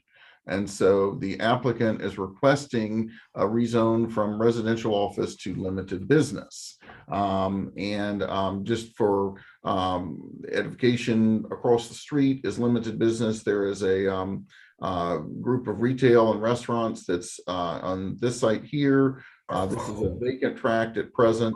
The property backs up to SR1 zoned parcels. I'm going to show you a couple other images here.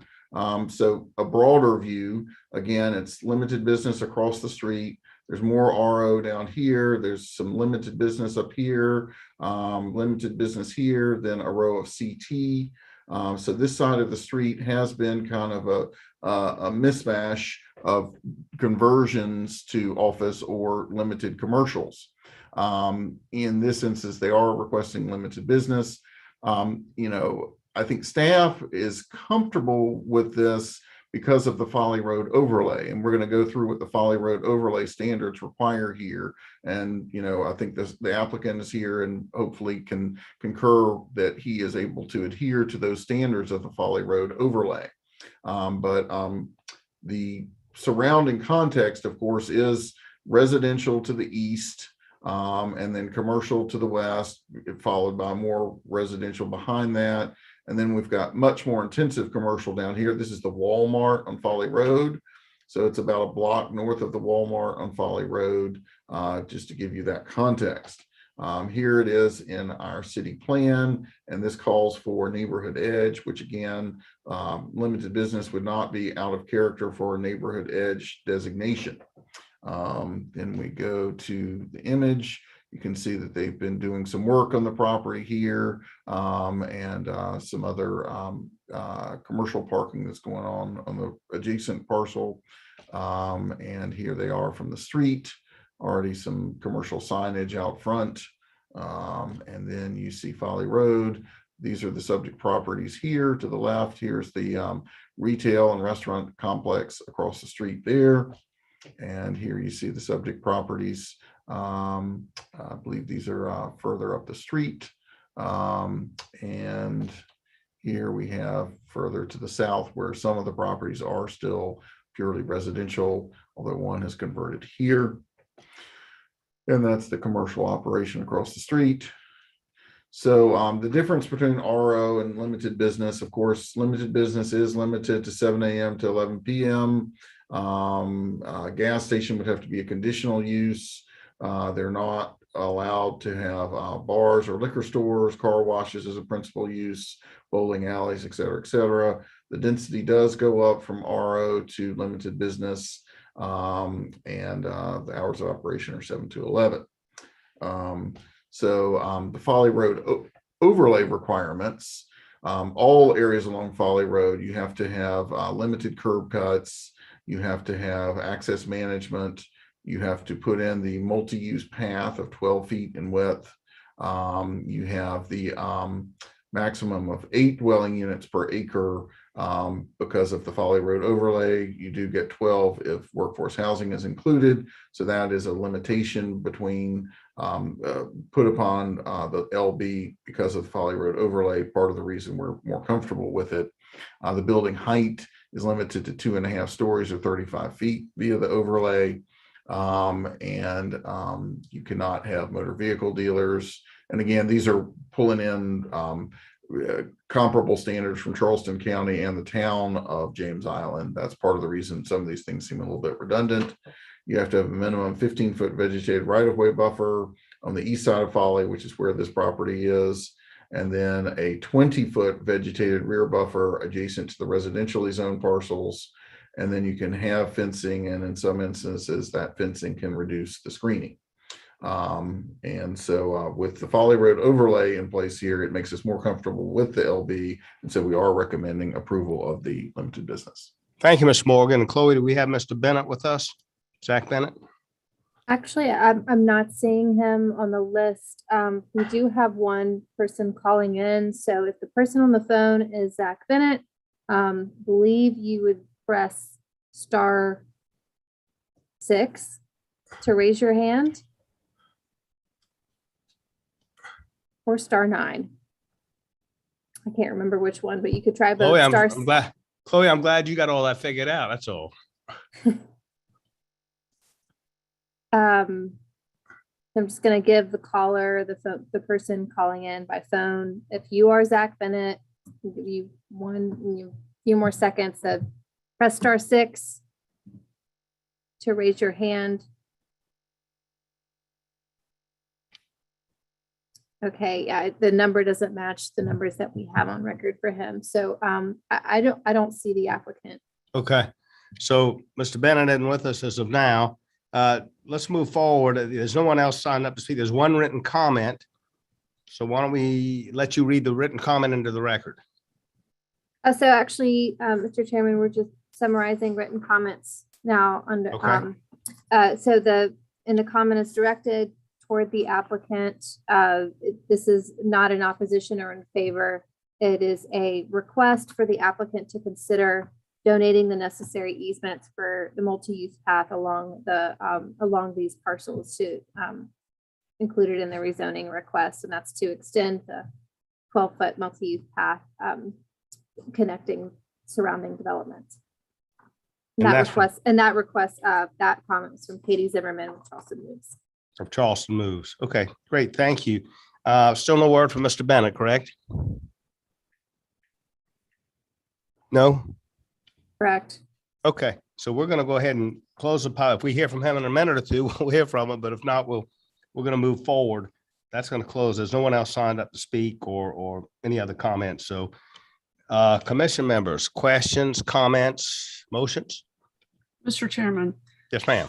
I have a question about this overlay a little bit and maybe some help, because Katie Zimmerman's comment just asked the applicant if he would donate the land for the multi-use path. But what we just saw in Mr. Morgan's presentation is, I think that there needs to be built a multi-use path. So whose responsibility is this really? I mean, Chris, can you help us with that? Yes, so it is the responsibility of the applicant, the developer of the property, to install the multi-use path. The path could be altered by the design review board in their context of their review on the property. I did hear that I believe the county is working on some new sidewalks in this area that may be 7 feet in width. And I'm not 100% sure if these parcels are included in that or not. But if that gets built first, it could be that, the applicant just needs to add 5 feet of depth to those sidewalks, or it could be that, given where they're built, that they meet the need for the path and the DRB signs off on them. But there is no doubt that the path is required. The question will be where it gets located and in what context it gets built. If the county gets in there first and builds some of the segments that they're talking about doing for sidewalks on Folly Road. Thank you, Mr. Morgan. Ms. Jacobs, anything else? Is this enforced through the technical review and then the design review? Both? Design review will determine how wide and where the path is placed, but then TRC will make sure it is built before they get a certificate of occupancy.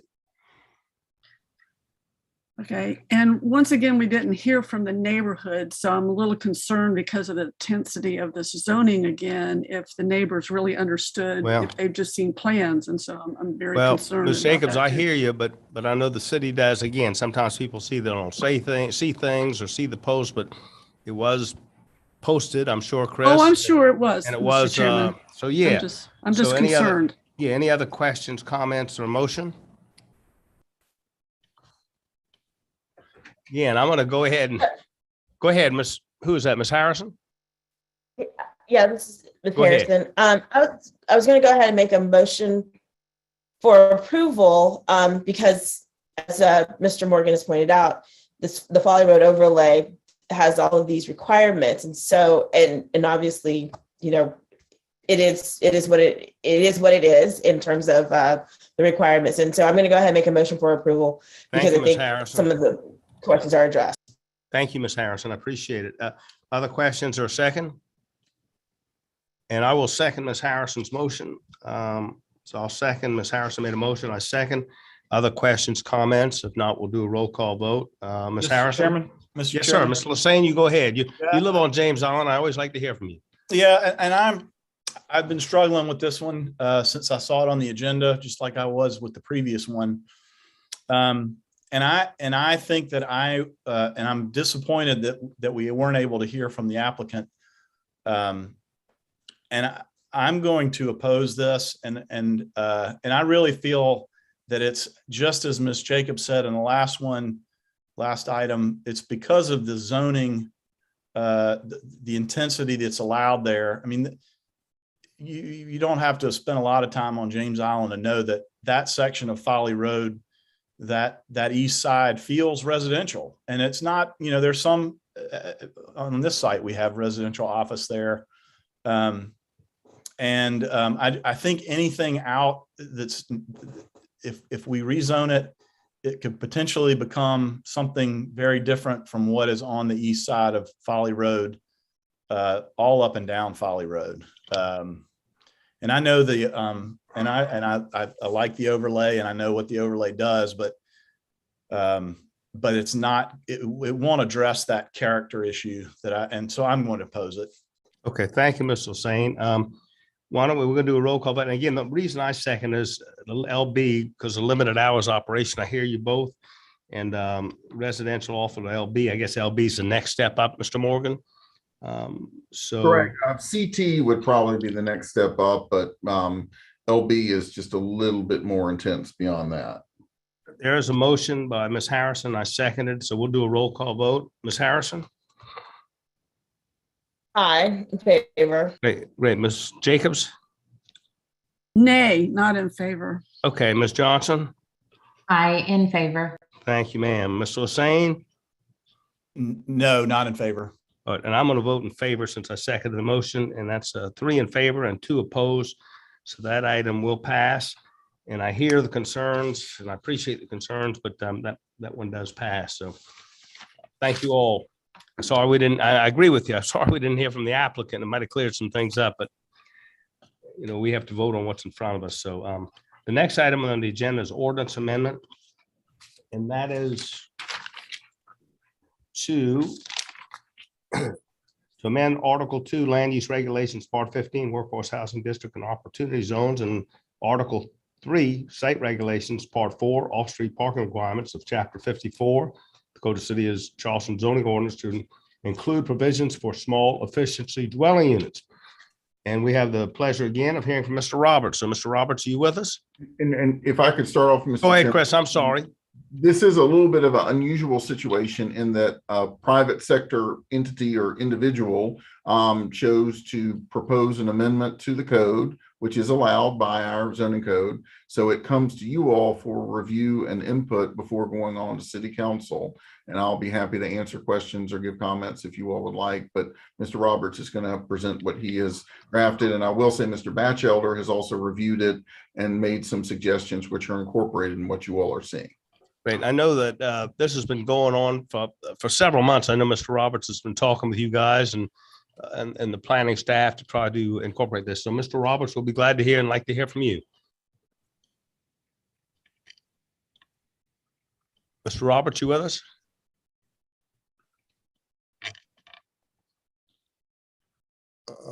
Sorry, that's my fault, I'm promoting. Jeff Okay. now. Mr. Roberts, we'd love to hear from you whenever you're ready, and thank you for your time. Chloe, I forgive you. Jeff Roberts again. Thank you so much. My colleague Patrick Head, my director of development, should also get promoted. And we also have an exhibit that if Chloe wants to put on the screen, that's fine. Thank you, Mr. Karish. We have been dealing with city staff for some time, and Mr. Batchelder has reviewed this. We have exhaustively gone over this particular proposal, and it really is quite, here we go. Thanks, Chloe. It actually is quite consistent. This is a short exhibit which really explains the proposed ordinance to promote a small efficiency dwelling unit, which in summary, if you just flip up the next page, Chloe, this basically a small efficiency dwelling unit is a smaller studio. These have worked extraordinarily well in Austin, Texas, New York, San Francisco, Seattle. And what these are is it's more of a price approachable housing, but it only works well in districts that are walkable to jobs, walkable to shopping. This particular typology of a unit is not a magic bullet, but it works extraordinarily well in certain areas. What informed us to do this particular project is Patrick and I have a beautiful Eddie Bello design for 214, 216 Spring Street, which we were going to design the building as co-living, which is really a very luxurious dorm for adults that would have had 112 bedrooms, each with a separate bathroom and some common space. We rethought the project, and the type of demographic, the type of cohort that lives in a co-living would be, similar in the rents that they pay, but really lonely digital nomads, Gen Zers who want to live there that sort of want company. What we looked at is people who want to live in an apartment that is a Class A apartment, but smaller than the average studio because they don't need all that space, and they're trading off location and mobility for some extra space, and all that comes with natural price approachability. So this project is located right across from the medical university. Although it's not a specific rezoning for this property, it just is illustrating that we feel this rezoning for a small efficiency dwelling unit, also known as a micro unit, really ranges from unit sizes that are 250 to 375 square feet. All of the type of unit should be homogeneous in the building so as not to be abusive, that a multifamily developer has some extra pieces and parts left over from a 300 square foot building and calling it a micro unit. But also we've put some substantial restrictions in this type of project, which we can go through in the tweak to the MU ordinance. And really what we're doing is we're making this actually more restrictive than a city, Austin, Texas, which is at the forefront of these and probably a similar, if not worse, housing affordability crisis. So we are looking at units that still the fee in lieu or the affordable unit requirements apply. But what we're doing here is because it is in a location of great mobility, transit, supermarket, walking distance, shopping, and extremely bicycle friendly, we have decided that something like this brings a stream of extra density into the supply of housing units at areas which are just crying out for this, that are again walkable. This type of zoning works extraordinarily well in the medical district and what's now in the comprehensive plan at City Center. The tweaks that we've made to the MU2 ordinance, really it's fits like a Lego piece into the comprehensive plan. So if you flip to the next page, Chloe, this sort of just explains where we're looking at it as major centers of employment, which really exist at the medical university and in the comprehensive plan, the city center. And just flip to the next page, if you would. This really goes over a lot of things that I brought up in my initial presentation over the affordability. Again, there is so much less of a delta between the prices of small efficiency dwelling units, which everyone has a private residence with a kitchen and a bathroom, and the true significant amenity in the building is they could live by themselves. They don't have to have roommates. They don't really need a car because you're walking to work and you're walking to shopping. So, we've allowed for automobiles, but the people who are going to live here are not automobile centric.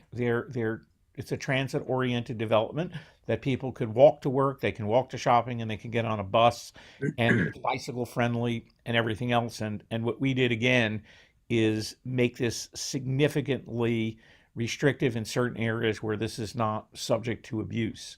You want to build micro units, then build them all homogeneous in one building at specific locations, which we work hand in glove with planning and with final refinement with Lee. which we're in total agreement with city zoning on how this was constructed and being presented in front of the Planning Commission.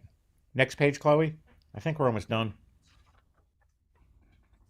So this sort of models it after, it's a little more restrictive than Austin, and next page, and I think that would be it. So there's sort of the summation, the time has come solution, which can provide sensible density and diversity of price approachable housing that benefits all the citizens at large. And it fulfills the goal of the city's comprehensive plan, in my opinion, to the letter. So if we want to review any of the details in the ordinance, it's really straightforward. Great. Thank you, Mr. Roberts. I'd like to ask commission members, let's open up if there's any questions, comments, questions of Mr. Roberts or Mr. Head. Mr. Chairman. Yes, ma'am, Ms. Jacobs. Thank you, Mr. Chairman. Mr. Roberts, this is very exciting. I spent my entire career at the Medical University, and what was sorely needed down there was exactly this type of housing. So many people came in to the area looking for something affordable so they could be a student, a resident, maybe do a sabbatical, and they were going to walk to work because they were going to live their life literally in the university and just probably needed a bed to put their head in. So I'm very excited that you brought this to us. I very appreciate all the work that you're doing for us. And I think this will help with our inventory. It might not always be like an affordable housing inventory because maybe people want to be married or start families in those, but this will reduce the burden on the other inventory by giving this option to people that desperately need it in the medical district. Has always been needed in the medical district. So with that, Mr. Chairman, I'm going to move for approval. Great. Thank you, Ms. Jacobs. That's what I was going to ask you. So we can continue to have questions as we go, but Ms. Jacobs moves for approval. Again, I'd like to compliment Mr. Roberts and his staff working with city staff, which is again, that private public sector, which makes things happen and happen more quickly. So thank you. Other commission members or a second? I'd like to second. I agree with everything that Ms. Jacobs just said. I think this is so important. It's fresh, it's youthful, and I'm real excited to see this. So I'll second the motion. Thank you, Ms. Johnson. So motion by Ms. Jacobs, second by Ms. Johnson. Other questions, comments, or commission members? If not, we'll do a roll call vote. Ms. Harrison? Ms. Harrison? I did have one question, the Yes, 3/4 of a mile, because I actually mapped it out from my office and from my house. I am, taking me as an example, I think I'm about 2/10 of a mile short of being able to walk to Publix based on this, but I like this concept. And I just had really one question about how you got to the 3/4 of a mile. Great question. We had to give some amount of distance, and actually for somebody walking 3/4 of a mile, it seems like a reasonable 10-minute walk for groceries. So somebody bringing a small shopping cart or 2 bags of groceries. We really wanted this to be about walk and bikeability. So that seemed like a reasonable, good number. It was tough to quantify, but it seemed reasonable and right as a 10-minute walk. And we also classified it as a supermarket because we didn't want something like a bodega classifying it as a grocery store. So, we wanted this to go in specific districts without the intent for getting it abused. And again, we see this as uniquely suitable for certain specific districts like the medical district and city center. And great question, but we sort of modeled it after a 10-minute walk. And that, I guess, could be tweaked at a later date if it turns out to be a little longer. Somebody wants to walk 15 minutes instead of 10. Thank you. Mile. Yeah, thank you. Ms. Harrison, anything else? Or I was going to do a roll call vote. Are you in favor? Thank you. Are you in favor? Yes, I am in favor. Great. Thank you. Ms. Jacobs? I am in favor. Ms. Johnson? In favor. Thank you. Ms. Lassane? I in favor. Great, thank you. And I'm in favor, so that's 5 in favor, none opposed. And again, I want to compliment Mr. Roberts working with the Charleston City staff accomplishing this and helping us try to solve some problems. So thank you for all your help, Mr. Roberts, and your staff. Well, thank you for the consideration, and I really appreciate the hard work Christopher Morgan has put in on this project, and Lee coming in at the back end. But thank you all for the consideration, and I look forward to seeing you all soon. And any other ideas you have, please bring them forward. We like them. Thank you. We're now going to zonings. Number 1 is 2309 Lazy River, Parkdale, West Ashley, TMS number 3101400017.46 acres. Request zoning of RR1, single family residential, request zoning of RR1. It was zoned single family residential R4 in Charleston County. Mr. Morgan. Thank you, Mr. Chairman. And this is a fairly large lot. It's nearly a half acre. It also is in our low impact and conserved area. So we're trying to make sure that densities stay low in those areas. So that's why we are recommending for the RR1. So it's not out of the realm of possibility for their lot size, but it would prevent, further re-subdivision of lots in this location. And staff recommends for the RR1, and there are just a couple other images. Here's an image of the property in question. Great. Thank you, Mr. Morgan. And no one signed up to speak on this. Is this to close the public aspect? Commission members, questions, comments, or motion? I'll move for approval. Thank you, Ms. Johnson. Second by? That was Mr. Lassane. Oh, thank you, Ms. Lassane. Appreciate it. And so Ms. Johnson makes a motion to approve, seconded by Mr. Lassane. We'll do a roll call vote. Ms. Harrison? I in favor. Great. Ms. Jacobs? I in favor. Thank you, Ms. Johnson. I in favor. Thank you, ma'am. Mr. Lassane? I in favor. Thanks, and I'm in favor, so that's 5 in favor and none opposed. Next zoning item is number 2, which is 1517 and 1521 Wapu Road, Fairfield Pines, West Ashley, TMS 3511-2001-115 and 0207. 0.54 acres request zoning of single and 2 family residential STR. It was zoned single family residential R4 in Charleston County. Mr. Morgan.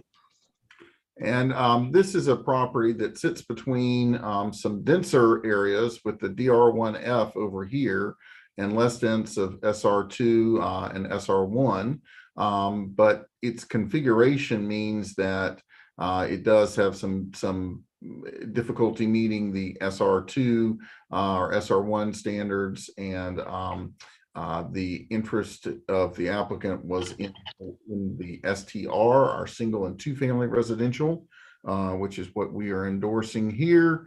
You can see the properties in our suburban category, which would still be appropriate for the STR. And you can see that they have other past uses on the site that would be grandfathered in. I believe there may be a daycare type facility that is there. This is recommendation for approval with the STR on the property. Thank you, Mr. Morgan. Do we have a Mr. Wheeler with us, Chloe? Yes. Great, Mr. Including him Wheeler. now? Yeah, Mr. Wheeler, you go ahead whenever you're ready, sir.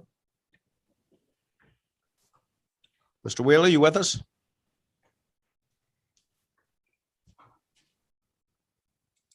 Mr. Wheeler? Chloe, is he on? Or is he just muted? He's. Can you hear me now? I'm sorry. I was, Yes. Can you hear me? Yes, sir, Mr. Wheeler, you go ahead whenever you're ready. Yeah, no, they explained it perfectly. There is an active daycare on the property that they said would be grandfathered in. So yeah, we're just looking to join the city.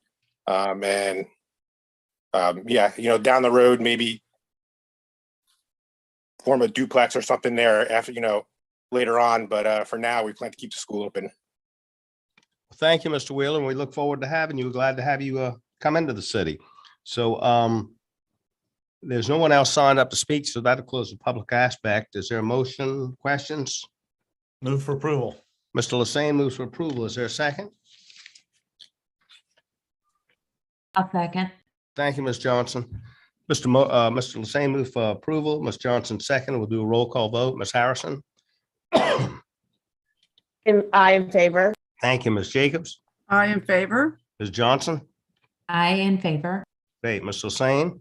I in favor. I'm in favor as well. So that's 5 in favor and none opposed.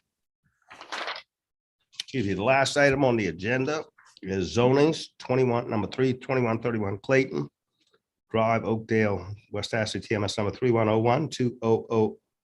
3101-2000-18.25 acres. Request zoning of single family residential SR1. It was SR4 in Charleston County. Mr. Morgan. And this is a neighborhood that the properties that have come in have almost exclusively been SR1. They meet the SR1 lot standards. And it is in our suburban edge category, which is appropriate for SR1. So that is the staff recommendation. Here's an image of the property. Great, thank you. Mr. Morgan, sometime, and doesn't need to be whenever it's convenient for y'all, I'd love to see some of these older neighborhoods, how much is still in the county, you know, if there's a way to do a diagram of Chloe sometime in the future, not urgent, just it's interesting to me to see these, you know, I think sometimes when I go through Avondale or even Moreland, there's a lot of property still in Charleston County, and it's interesting to me to see how much is left over there, so. And we are in the process of hiring an annexation coordinator, which we haven't had in a number of years. So we'll have that individual come and introduce themselves to you and show you some of the maps in the near future. Thank you. So there's no one signed up to speak, so that'll close the public aspect. Is there a motion? I'll move for approval, Mr. Chairman. Thank you, Ms. Jacobs. Is there a second? I'll second it. Thank you, Ms. Hussein. We'll do a roll call vote. Ms. Harrison? I in favor. Great. Ms. Jacobs? I in favor. Ms. Johnson? I in favor. Ms. Hussein? I in favor. And I'm in favor as well. That's 5 in favor and none opposed. And I think that completes our agenda for today. Again, I want to thank everyone for their time and efforts on this and discussion. And I look forward to speaking with you all soon and continuing to work on this affordable housing issue. Mr. Chairman? Yes, ma'am. Ms. Jacobs? If I might have just 1 second of everyone's time, I wrote a letter to you, and I'm not going to go through all of it because a lot of it we addressed tonight. But the one thing I would like to bring up is that Mr. Ken Moraldo, who's a member of the West Ashley Revitalization Commission, put together a very elegant area character appraisal for Avondale that sort of mirrored what was done for Burns Downs, Old Windermere, Cannonboro, and Elliottboro.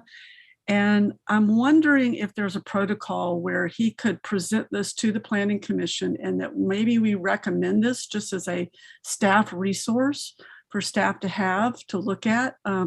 He really, when you see this, he did a magnificent job that is way over the top to any work that I've seen. He does have degrees in this field, and he's a young gentleman. And I didn't know if there was a protocol by which we went by here, but I would like to bring that thought process forward. Ms. Jacobs, I apologize. You did send me an email and I meant to bring that up because I looked at that and you sent me the link and it wasn't very interesting and well thought out for that area. And so I'd like to put it on the agenda for next month if we can, to possibly have him show a short presentation. Mr. Morgan, are you okay with that? Yes, we can put that on the agenda. Yes, sir. So I think Ms. Jacobs, and that time we can make some recommendation to endorse it to City Council, whatever. Thank you, Mr. Chairman. But thank you, Ms. Appreciate it. Jacobs, for again, for bringing that forward. I think I wouldn't have seen it otherwise. So thank you for being out there. And thank you all, and y'all have a good evening. Mr. Chairman. Yes, sir. Very quickly on our affordable housing working group. I think, Christopher, tell us who you would like us to communicate with, if it's you or somebody else. Just go through me. Okay, yeah. Thank you. I would encourage everybody, if you're interested in doing this, to I see Ms. Harrison nodding your head. And anyway, I want everybody to feel like they can participate. So, well, I think we'll all have to sign on before we pass anything. And Mr. Morgan can answer the question, and you may know, Harry, because I don't, how many people can be present as it constitutes some core, some issues legal. So I don't know, but I appreciate 4. Great. So we'll get advice from our legal folks on it and give you all some parameters from that. But I appreciate Mr. Lassane spearheading this. I can't think of a better person to do it. So thank you, Harry. And everyone, if there's nothing else, y'all have a good evening. Thank you. Bye.